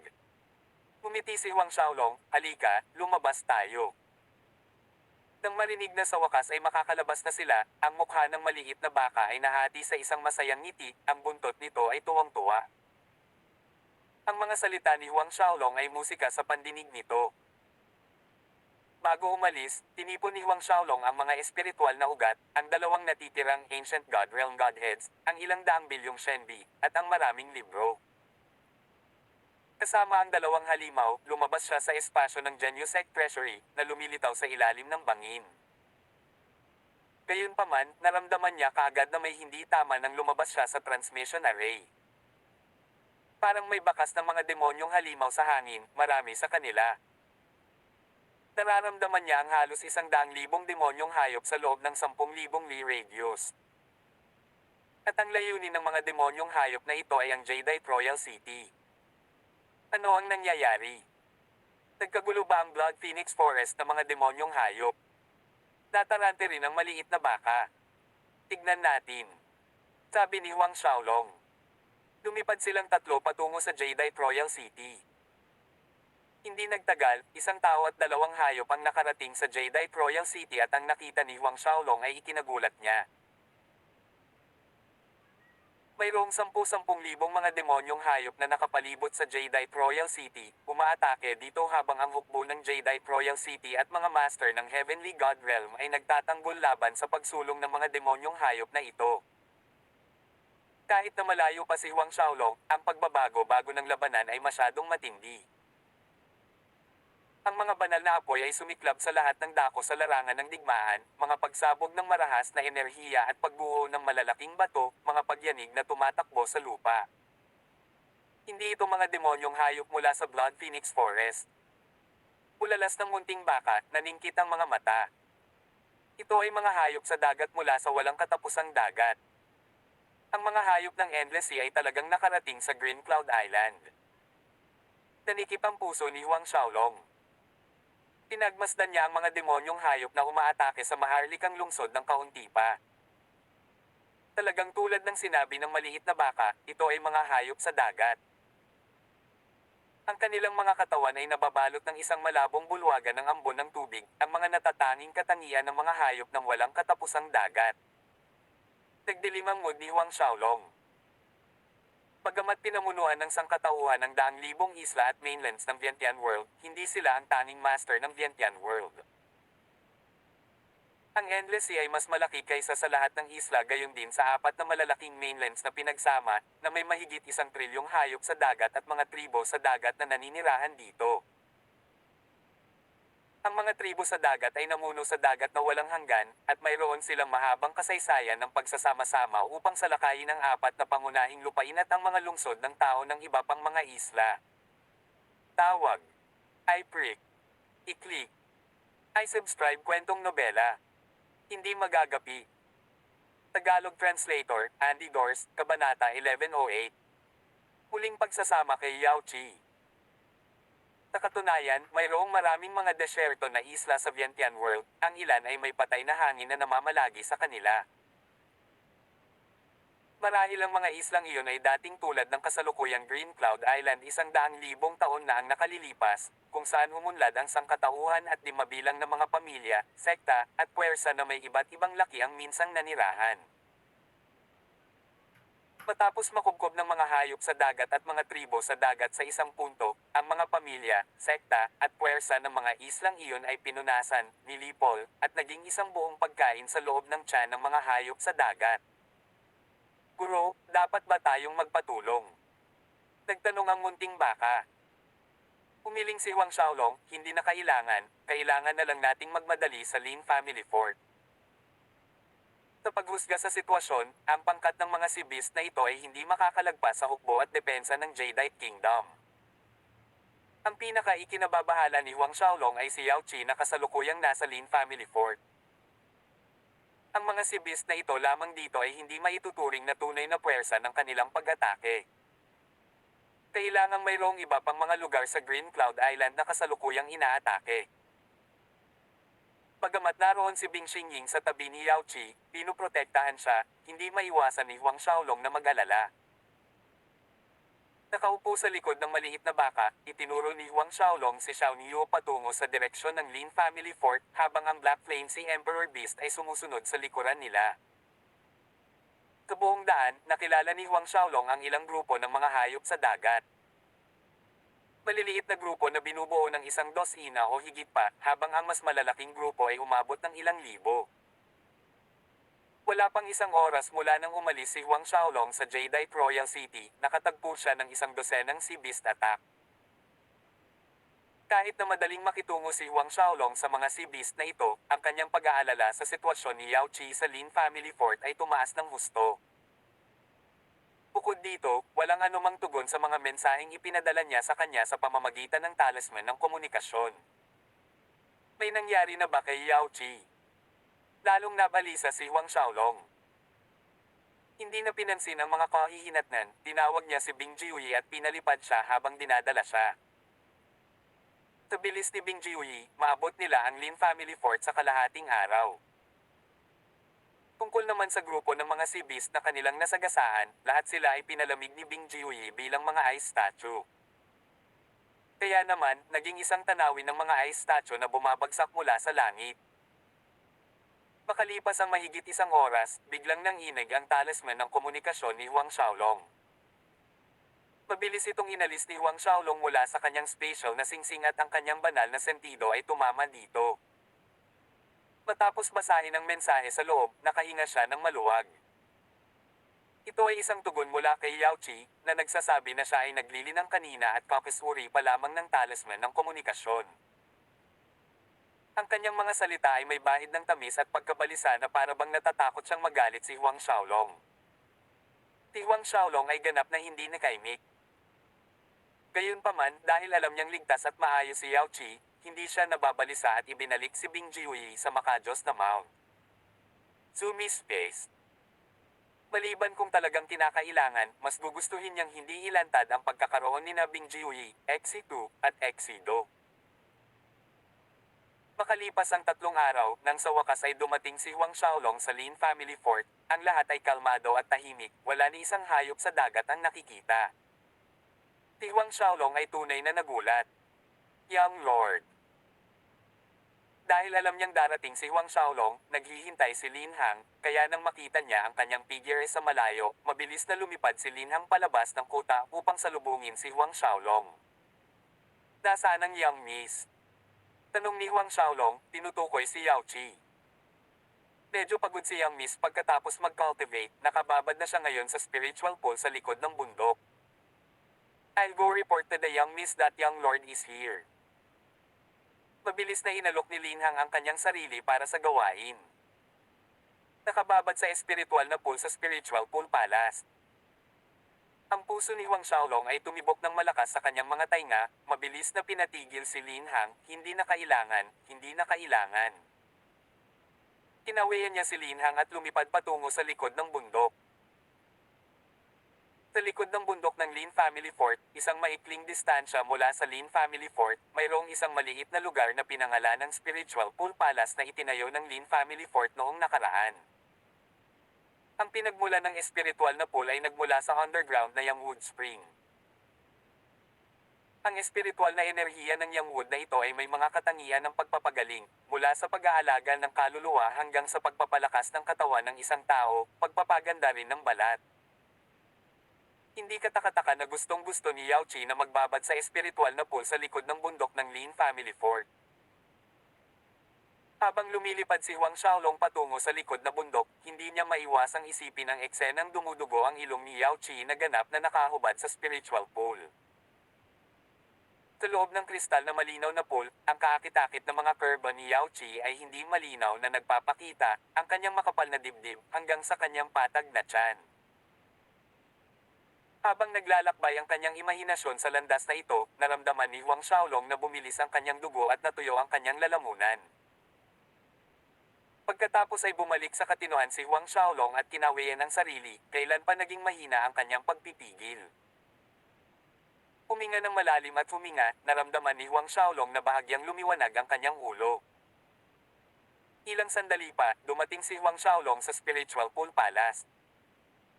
Nakatayo na nagbabantay sa labas ng pangunahing pasukan ng palasyo ang dalawang katulong. Nang makita ng dalawang katulong si Huang Xiaolong, dali-dali silang sumulong sa maliliit na hakbang at sumaludo sa kanilang mga tuhod. Sa iyong mga paa. Pagkatapos tumayo ng dalawang kasambahay, pinahinti niya ang maliit na baka at ang Black Flame Sea Emperor Beast sa labas habang siya ay mag-isa na pumasok sa Spiritual Pool Palace. Ang Spiritual Pool Palace ay nahahati sa panlabas at panloob na bulwagan, habang ang pool ay matatagpuan sa panloob na bulwagan. Sa paghakbang sa harap na bulwagan, narinig ni Huang Xiaolong ang pagtalsik ng tubig na nagmumula sa bulwagan. Hindi na kailangang hulaan, si Yao Chi ay naliligo sa loob. Sa puntong ito, si Huang Xiaolong ay maaaring umubo lamang ng tuyo ng ilang beses upang alertuhan si Yao Chi sa kanyang presensya. Ilang segundo ang lumipas at dumating ang mahiyain ngunit matamis na boses ni Yao Chi, si Xiaolong ba? Maaari kang makapasok. Pasok. Napabuntong hininga si Huang Xiaolong sa kanyang dibdib ng ilang sandali. Nag-alinlangan si Huang Xiaolong, kahit wala pang isang segundo ay tumitawid na ang kanyang mga paa sa ilang metrong haba ng front hall at papunta sa inner hall. Sa loob, nakita niya si Yao Chi na nahihiya na nakatayo sa tabi ng pool, nakasuot ng malambot na damit na panlabas na phoenix. Ang kanyang mahabang buhok ay mahinang bumagsak sa kanyang mga balikat, medyo basa pa. Ang malambot na phoenix robe ay kumapit sa kanyang katawan, na nagpapatingkad sa kanyang mga kurba, lalo na sa paligid ng kanyang décolletage. Elegant, kaakit-akit, cute ngunit mature. Si Huang Xiaolong ay natulala habang nakatayo siya roon. Habang pinapanood si Huang Xiaolong na nakatingin sa kanya ng nakakaloko, tumawa ng mahina si Yao Chi, hindi mo pa ako nakikita noon. Napangiti si Huang Xiaolong, iyan ay dahil sa sobrang ganda mo. Nakapout si Yao Chi sa kanyang maliit na sexy na bibig, paano naman sina Xiaofei at Lilo. Nabulunan si Huang Xiaolong, hindi alam kung paano sasagutin ang tanong. Bagamat totoo ang kasabihang might is king, kahit saan, ang isang makapangyarihang magsasaka na may ilang daan, o kahit ilang libong babae ay hindi kakaiba. Gayunpaman, si Huang Xiaolong ay orihinal na mula sa modernong Earth, kaya nang itanong ni Yao Chi ang tanong na ito, hindi maiiwasang nakaramdam siya ng awkward. Ang ekspresyon sa mukha ni Huang Xiaolong ay hindi nakaligtas kay Yao Chi, bahagya siyang humakbang, lumapit sa tabi ni Huang Xiaolong. Inabot niya ang kamay ni Huang Xiaolong at sinabing, tanga. Napakaamo kaya't ang puso ni Huang Xiaolong ay natunaw sa isang tumpok ng tubig. Hindi na nila pinag-usapan ang bagay na iyon, magkahawak kamay habang dahan-dahan silang naglakad palabas ng inner hall. Kahit na naghalikan na sila noon, nakaramdam pa rin ng kaba si Huang Xiaolong habang hawak niya ang kamay ni Yao Chi. Pagkatapos ng lahat, sa mababang kaharian, si Yao Chi ang kanyang guro. Naramdaman ng kaba ni Huang Xiaolong, si Yao Chi ay nagpakawalan ng tawa, na nagkunwaring nasaktan, hindi kita kakainin, bakit ka kinakabahan? Kusang bamulong si Huang Xiaolong, natatakot akong kainin kita. Natigilan si Yao Chi, mabilis na namula ang kanyang mukha na parang mansanas, na nakadagdag sa kanyang alindog. Nagulat pa si Huang Xiaolong sa kanyang sarili. Lumipas ang mga segundo at binago ni Huang Xiaolong ang paksa, binanggit ang mga pag-atake ng Sea Beast na nakita niya sa Green Cloud Island. Ang maharlikang lungsod ng Highlands Kingdom ay nasa ilalim din ng pagkubkob, ngunit ang aming Lin Family Fort ay hindi isa sa mga mahahalagang lungsod, hindi kami matarget ng mga Sea Beast sa ngayon. Ang Highlands Kingdom ay hindi malayo sa Lin Family Fort.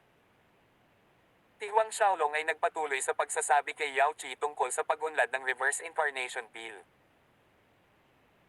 Nang mabalitaan ni Yao Qi na natagpuan ni Huang Xiaolong ang higit sa kalahati ng mga halamang gamot, kabilang ang 9-petal spiritual lightning lotus, tuwang-tuwa siya, binigyan si Huang Xiaolong ng isang basang halik sa salpok. Nang mabawi ni Huang Xiaolong ang kanyang katinoan at handa ng gumanti, nakatakas si Yao Qi, naiwan ang kanyang tawa na umalingaw sa hangin.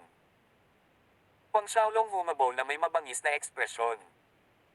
Mga hajajek at hiyawan ang umalingaw sa likod ng bundok. Tawag. I-prick. I-click. I-subscribe kwentong nobela. Hindi magagapi. Tagalog Translator, Andy Dors, Kabanata 1109. Ang Grand Mist Parasitic Medium. Kaya, pinalawig ni Huang Xiaolong ang kanyang pananatili sa Lin Family Fort. Sa araw, susuriin niya ang mga manual at anekdota na nakolekta niya mula sa Genyusek Treasury habang sa gabi ay kukunin niya ang isa sa mga Diyos ng sinaunang realm ng Diyos at linangin habang sinisipsip niya ang puwersa ng Diyos sa loob. Gayunpaman, gagawin ni Huang Xiaolong na samahan si Yao Qi sa araw, ito man ay bumibisita sa mga kalapit na lungsod o mamasyal lang sa Lin Family Fort. Paminsan-minsan, binibigyan niya si Yao Qi ng ilang payo tungkol sa kanyang paglilinang. Ang problema ay, naramdaman ni Huang Xiaolong na napakaraming mga depekto sa pangunahing pamamaraan ng paglilinang ng Yao Qi at sa makatuwid ay hindi ito sapat.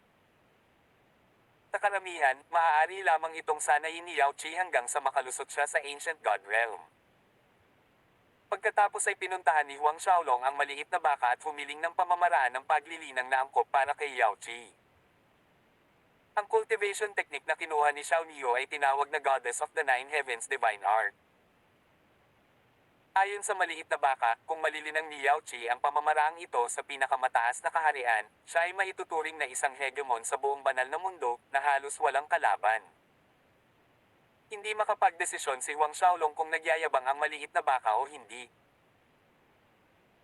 Gayunpaman, sa kanyang sariling paghuhusga, nakikita niya na ang pamamaraan ng paglilinang na ito ay talagang mahusay, maraming beses na mas mahusay kaysa sa nakita niya sa Barbarian God Sect, Golden Dragon Gate, at Genyu Sect. Maging ang Golden Dragon Divine Art na nakuha niya mula sa Golden Dragon Pearl ay tila second rate kumpara sa Goddess of the Nine Heavens Divine Art na ito. Maliban sa isang cultivation technique para sa Yao Qi, si Huang Xiaolong ay nakakuha din ng isa pang teknik mula sa maliit na baka, isang bagay na tinatawag na Grand Mist Parasitic Medium. Pagkatapos linangin ang pamamaraang ito, maaaring i-condense ng isang tao ang Grand Mist Parasite sa kanilang God Force, at sa pamamagitan ng mga parasito na ito ay makokontrol ang ibang tao. Unti-unting napansin ni Huang Xiaolong na ang kanyang kombinasyon ng ancient puppetry technique at soul mandate na ginamit upang kontrolin ang iba ay masyadong abala. Kahit na mas mataas ang kanyang kultivasyon, kailangan pa rin ang pakikipagtulungan ng ibang tao na kusang loob na payagan si Huang Xiaolong na ipadala ang kanyang soul mark sa loob upang tatak ang kanilang pagka-Diyos, kung hindi, ito ay walang kabuluhan. Ngunit sa Grand Mist Parasitic Medium na ito, magiging mas maginhawa ang mga bagay. Maaaring baliwalain ng mga Grand Mist Parasites mula sa God Force ni Huang Xiaolong ang proteksyon na hadlang ng kaluluwa pati na rin ang mga panlaban ng banal na sandata na pumapasok sa katawan ng nilalayong tao bago sumanib sa kanilang kaluluwa at Diyos. Gayunpaman, ayon sa maliit na baka, ang Grand Mist Parasite Medium ay isang mahirap na pamamaraan upang matutunan, hindi lamang ito ay nangangailangan ng magsasaka na magkaroon ng isang pinakamataas na ranggo ng Diyos, ngunit din ng isang mataas na kakayahan sa pag-unawa. Si Huang Xiaolong ay mayroong Supreme Rank Godhead at kumpiyansa na hindi masama ang kanyang kakayahan sa pag-unawa. Hanggang sa sinimulan niyang linangin ang Grand Mist Parasitic Medium. Noon lamang naunawaan ni Huang Xiaolong kung ano ang ibig sabihin ng maliit na baka na mahirap matutunan. Pagkatapos ng isang buwang pagtatangka, bahagya niyang nahawakan ang unang yugto ng pamamaraan. Sa katunayan, hindi pagmamalabos ang pagsasabing may isang paalang siya sa ibabaw ng pinto. Mayroon pa ring mahabang daan hanggang sa makondense niya ang isang Grand Mist Parasite sa kanyang God Force, hindi pa banggitin na kailangan niyang maabot ang ikalawang yugto upang magawa ito. Nang ibinahagi ni Huang Xiaolong ang kanyang kaawa-awang pag-unlad kay Xiao Niu, bumulwak ito sa pagkadyos na nadudurog sa gulat. Ang mga mata nito ay tumingin kay Huang Xiaolong pataas at pababa na may kakaibang ekspresyon. Sinasabi ko, Guro, sa tingin mo ba itong Grand Mist Parasitic Medium ay kapareho ng Golden Dragon Divine Heart o Barbarian God Divine Heart? Mga ganyang diskarte sa antas ng basura. Gusto mong makabisado ang unang yugto sa isang maikling buwan.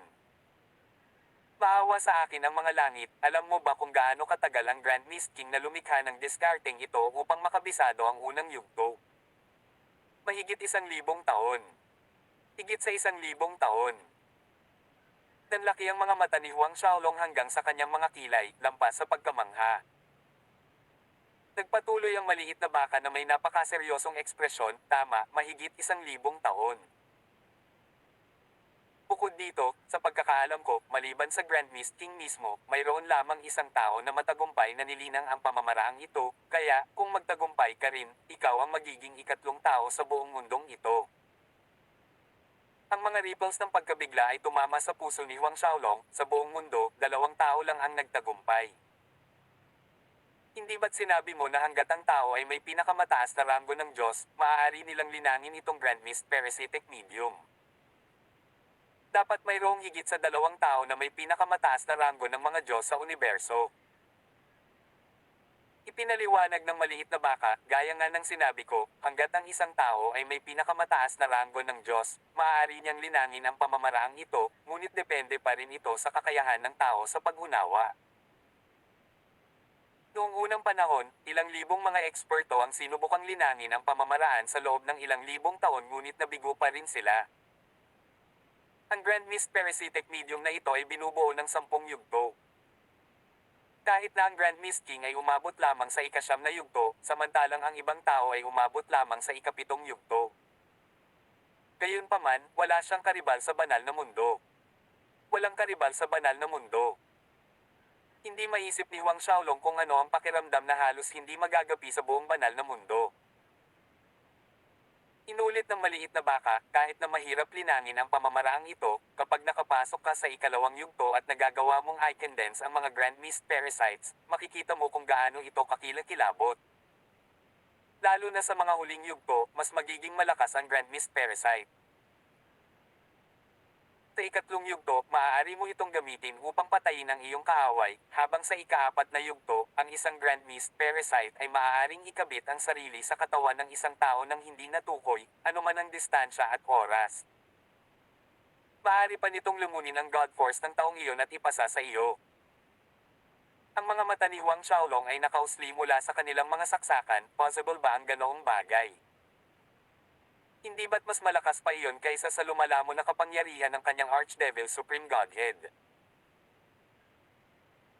Sa ngayon, ang target ni Huang Xiaolong ay kailangang nasa loob ng isang tiyak na hanay para sa kanyang Archdevil Supreme Godhead na lumamon na kapangyarihan upang maabsorb ang kanilang God Force, ngunit ang Grand Mist Parasite na ito ay maaaring gawin ang parehong habang binabaliwala ang mga hadlang sa oras at espasyo. Nakakatakot, masyadong nakakatakot. Nagpatuloy ang maliit na baka, hindi ko alam kung gaano ito kalakas kapag umabot ka sa ika-5 yugto, ngunit naaalala ko ang sinabi minsan ng Grand Mist King. Malamang na mayroong ika-11 yugto sa Grand Mist Parasitic Medium na ito kahit na ika-12 yugto. Gayunpaman, sa kanyang kakayahan, hindi niya nagawang higit pang likhain ang 2 yugtong ito. At muli, kalimutan ng 2 ito, kung maaari mong maabot ang ika-10 yugto, hindi ka na magagapi sa universo na ito, na may mas kaunting mga tao na maaaring maging iyong mga karibal. Biglang nakaramdam ng matinding pagkauhaw si Huang Xiaolong.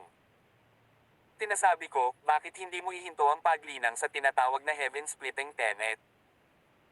Ito ay sa katunayan medyo walang silbi, alam mo.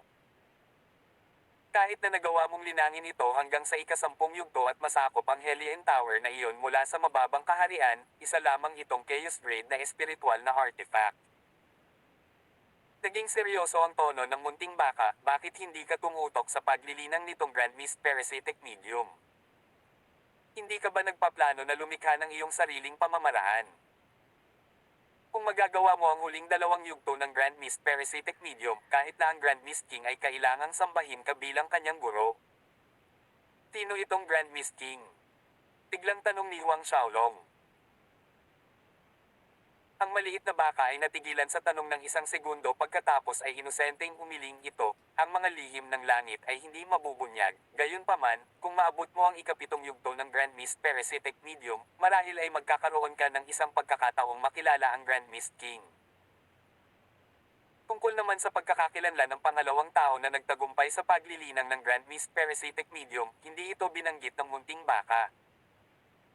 Mayroon bang anumang paraan upang mapataas ang bilis ng paglilinang para sa pamamaraang ito? Umaasa na tanong ni Huang Xiaolong. Kung ang unang yugto ay nangangailangan ng higit sa 1,000 taon upang makabisado, iyon ay napakahabang panahon lamang.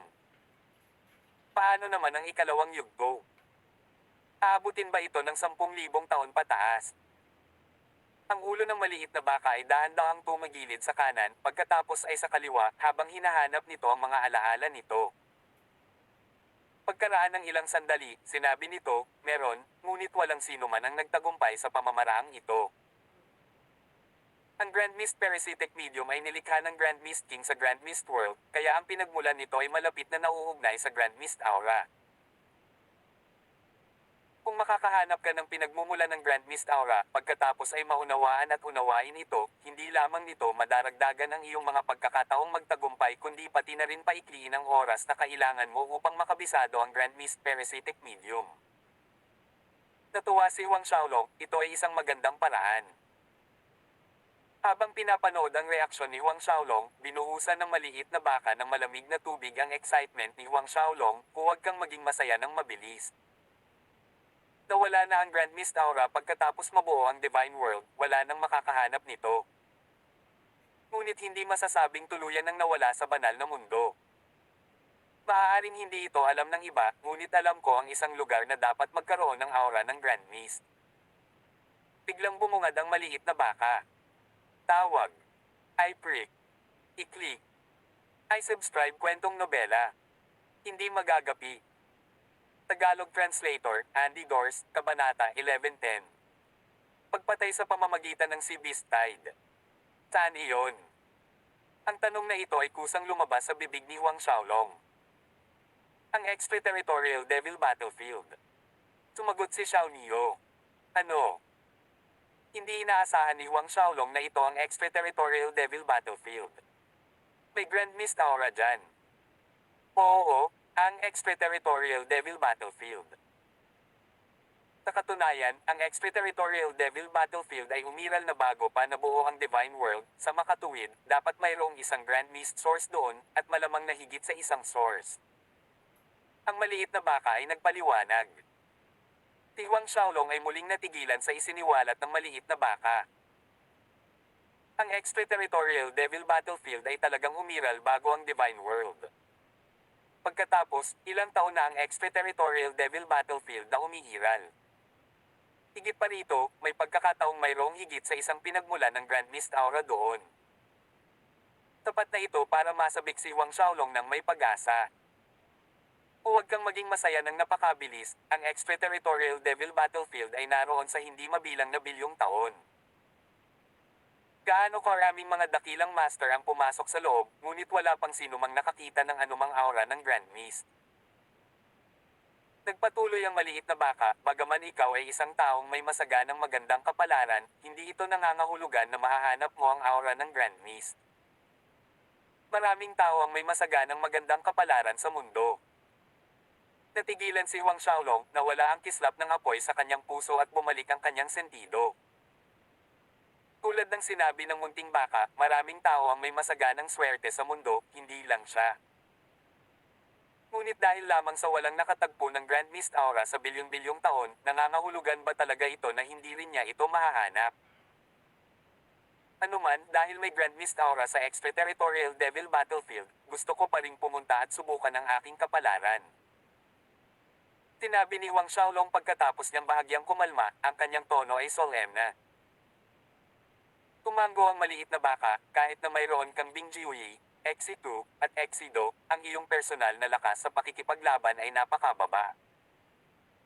Ang pakikipagsapalaran sa extraterritorial Devil Battlefield na may kaunting lakas ay masyadong mapanganib. Ang payo ko ay maghintay hanggang maabot mo ang ika-10 Order Heavenly God Realm bago pumunta doon. Hindi sumang-ayon si Huang Xiaolong, masyadong malayo iyon. Makalipas ang 2 taon, babalik si Chen Hao at ang Giant Tribe Patriarch mula sa extraterritorial Devil Battlefield. Pagkatapos nating harapin ang dalawang ito, aalis na tayo.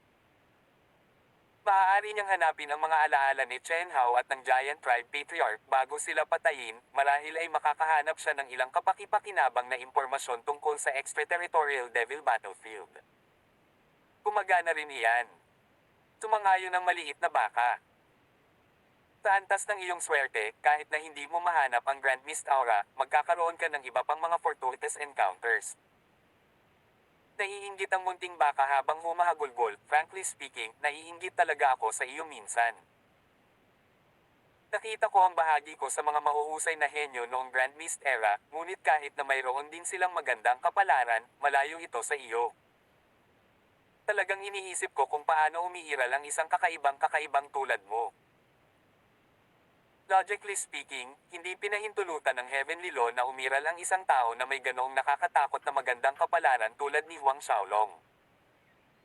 Sa puntong ito, ang maliit na baka ay naguguluhan sa mahabang panahon. Nagbiro si Huang Xiaolong dahil ako ang anak ng langit.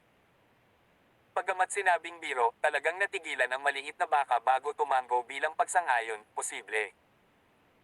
Si Huang Xiaolong ay hindi nakaimik habang ang kanyang biro ay bumagsak. Noong una ay binalak ni Huang Xiaolong na manatili ng mas matagal sa Lin Family Fort at gumugol ng mas maraming oras kasama si Yao Qi, ngunit sa hindi inaasahang pagkakataon, mga 10 araw pagkatapos niyang dumating sa Lin Family Fort, nakatanggap si Huang Xiaolong ng mensahe mula sa Barbarian God Sect Chief Go. Ting na nagsasabi na ang mga baybaying lungsod malapit sa walang katapusang dagat ay nasa ilalim ng malupit na pag-atake mula sa mga sangkawin ng mga hayop sa dagat. Ang panloob at pangunahing mga alagad ng 3 sekta ay tutulong sa pagtatanggol sa mga lungsod na iyon. Kabilang sa mga ito, ang lungsod na dumaranas ng pinakamabigat na pag-atake ay ang Southwise City. Inutusan ni Guling si Huang Xiaolong na magtungo sa Southwise City at sumama sa iba pang mga disipulo sa pagpatay sa mga sumasalakay na mga hayop sa dagat. Isang mahinang pagsimangot ang lumitaw sa pagitan ng mga kilay ni Huang Xiaolong. Ang Southwise City ay ang pinakamahalagang lungsod sa baybayin ng Green Cloud Island. Kung ito ay isinama, ang mga kahihinatnan ay tiyak na magiging malubha. Sa makatuwid, si Huang Xiaolong ay dapat magtungo sa Southwise City upang suportahan sila anuman ang mangyari. Ang kalangitan sa gabi ay madilim na parang tinta. Si Huang Xiaolong ay nakaupo sa hardin, nag-iisip ng maraming bagay. Kanyang mga magulang at pamilya sa mababang kaharian, ang Grand Mist Aura, ang All Islands Great War, ang Fortune Gate, at iba pa. Aalis ka bukas para palakasin ang Southwise City. Pumakbang si Yao Qi sa hardin, mahinang nagtanong. Si Yao Qi ay nakasuot ng magaan na damit, sa ilalim ng kulay pilak na liwanag ng buwan, na sumasalamin sa isang tahimik na kagandahan. Tumango si Huang Xiaolong bilang sagot sa tanong ni Yao Qi. Gusto kong sumama sa iyo. Biglang nag-request si Yao Qi. Walang pag-aalinlangan na umiling si Huang Xiaolong, hindi masyadong mapanganib. Isang matamis na pakiramdam ang pumuno sa puso ni Yao Qi, ngunit siya ay nag-pout, kung hindi mo ako dadalhin, ako ay tatakas at aalis ng mag-isa. Tumingin si Huang Xiaolong kay Yao Qi na parang isang spoiled na batang babae at nagsimulang sumakit ang ulo. Alam niya na, kasama ang personalidad ni Yao Qi, talagang pupunta siya sa Southwise City ng mag-isa. Hindi niya talaga kayang ikulong at itapon ang susi. Tama. Kung gayon, kapag nakarating na tayo sa Southwise City, kailangan mong makinig sa akin. Walang magawa si Huang Xiaolong. Nang makitang pumayag si Huang Xiaolong na isama siya, ginantimpalaan siya ni Yao Qi ng isang matamis na ngiti, pakikinggan ko ang anumang sasabihin mo sa akin. Sa sandaling umalis ang mga salitang ito sa kanyang mga labi, naramdaman ni Yao Qi na tila hindi maliwanag ang mga ito. Umiti ng masama si Huang Xiaolong, ano man ang sasabihin ko. Tinapunan siya ni Yao Qi ng isang malandi na mata saka tumalikod at umalis. Maaga sa susunod na araw, umalis sina Huang Xiaolong at Yao Qi mula sa Lin Family Fort, nagmamadaling pumunta sa Southway City. Upang panatilihing sikreto ang pagkakaroon ni na Bing Jiuyi, XC2, at XC2, si Huang Xiaolong ay sumakay sa maliit na baka, samantalang si Yao Qi ay nakaupo sa Black Flame Sea Emperor Beast. Upang paikliin ang oras ng paglalakbay, bihira silang huminto upang magpahinga.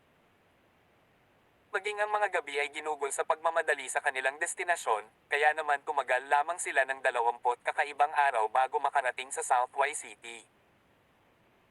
Nang ang grupo ni Huang Xiaolong ay malapit na sa lungsod, mula sa malayo, naririnig nila ang mga tunog na dagindong at hiyawan mula sa mga hayop at tao. Patuloy na yumanig ang lupa dahil sa mabibigat na impact. Habang papalapit ang grupo ni Huang Xiaolong, nakita nila na ang mga hayop sa dagat ay kasing dami ng mga kolonya ng mga langgam na kumukubkob sa Southway City mula sa lahat ng direksyon. Napatulala si Yao Qi sa nakita. Ang dagat this tide ay umatake tulad ng isang walang katapusang alon, marahas at baliw na lumikha ng ganap na kaguluhan. Mayroong ilang 10-10 milyong mga hayop sa dagat, marahil higit pa. Hindi maiisip ng isa ang ganoong eksena maliban kung nasaksihan nila ito ng sarili nilang mga mata. Kung ang masa ng mga hayop sa dagat ay lumipad sa kalangitan, maaari nilang harangan ang lahat ng sikat ng araw mula sa isang buong lungsod. Dito, doon, saan man sa labas ng mga pader ng lungsod ay mga bangkay, parehong mga hayop sa dagat at mga tao na namatay mula sa matinding labanan na nagpapatuloy pa rin. Kinulayan ng dugo ang lupa at ang mga pader ng lungsod ay pula. Nang umihip ang simoy ng dagat, dinala nito ang makapal na kalawang na amoy ng dugo sa malayo. Ito ay isang sakuna. Ang layunin ng pagpatay ni Huang Xiaolong ay tumaas sa kalangitan sa isang iglap habang siya ay sumisigaw, patay. Yao Qi, sundan mo ng malapitan. Ang maliit na baka ay tumugon sa layunin ng pagpatay ni Huang Xiaolong na umaakay sa gitna ng rumaragasang pag-agos ng hayop. Sumikip ang puso ni Yao Qi, mabilis na itinulak ang Black Flame Sea Emperor Beast sa ilalim niya para dumaikit kay Huang Xiaolong ng mas malapit hanggat maaari. Nang si Huang Xiaolong at ang maliit na baka ay hamarang sa isang daan patungo sa gitna ng Beast Tide, si Huang Xiaolong ay lumundag sa hangin, nag-strike out sa isang unrivaled myriad dragons na paggalaw. Sa isang segundo, ang kanyang God Force ay naging isang dosenang Divine Dragon na marilag na umuungol at nagmamadali patungo sa daan-daang hayop sa dagat sa kanilang dinadaanan. Umulan ng dugo at laman habang ang daan-daang hayop sa dagat ay sumabog sa itaas ng lupa.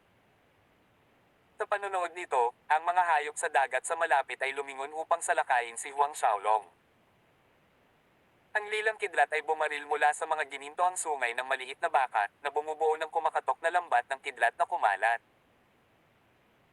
Ang nakakatakot na kidlat ay tumama sa mga hayop sa dagat sa landas ng lambat na naging sanhi ng mga hayop na nanginginig sa takot, umusbong ang usok mula sa kanilang mga nasunog na katawan. Si Yao Qi ay patuloy na ibinaba ang longsword sa kanyang mga kamay. Sa isang iglap, tumagos ang liwanag ng espada sa isang dosenang mga hayop sa dagat. Ang Black Flame Sea Emperor Beast ay naglalabas ng itim na apoy mula sa bibig nito na sinusunog ang mga sea beast na dumarating sa kanila. Saan man dumaan ang grupo ni Huang Xiaolong, lumikha sila ng kawalan sa dagat ng mga hayop.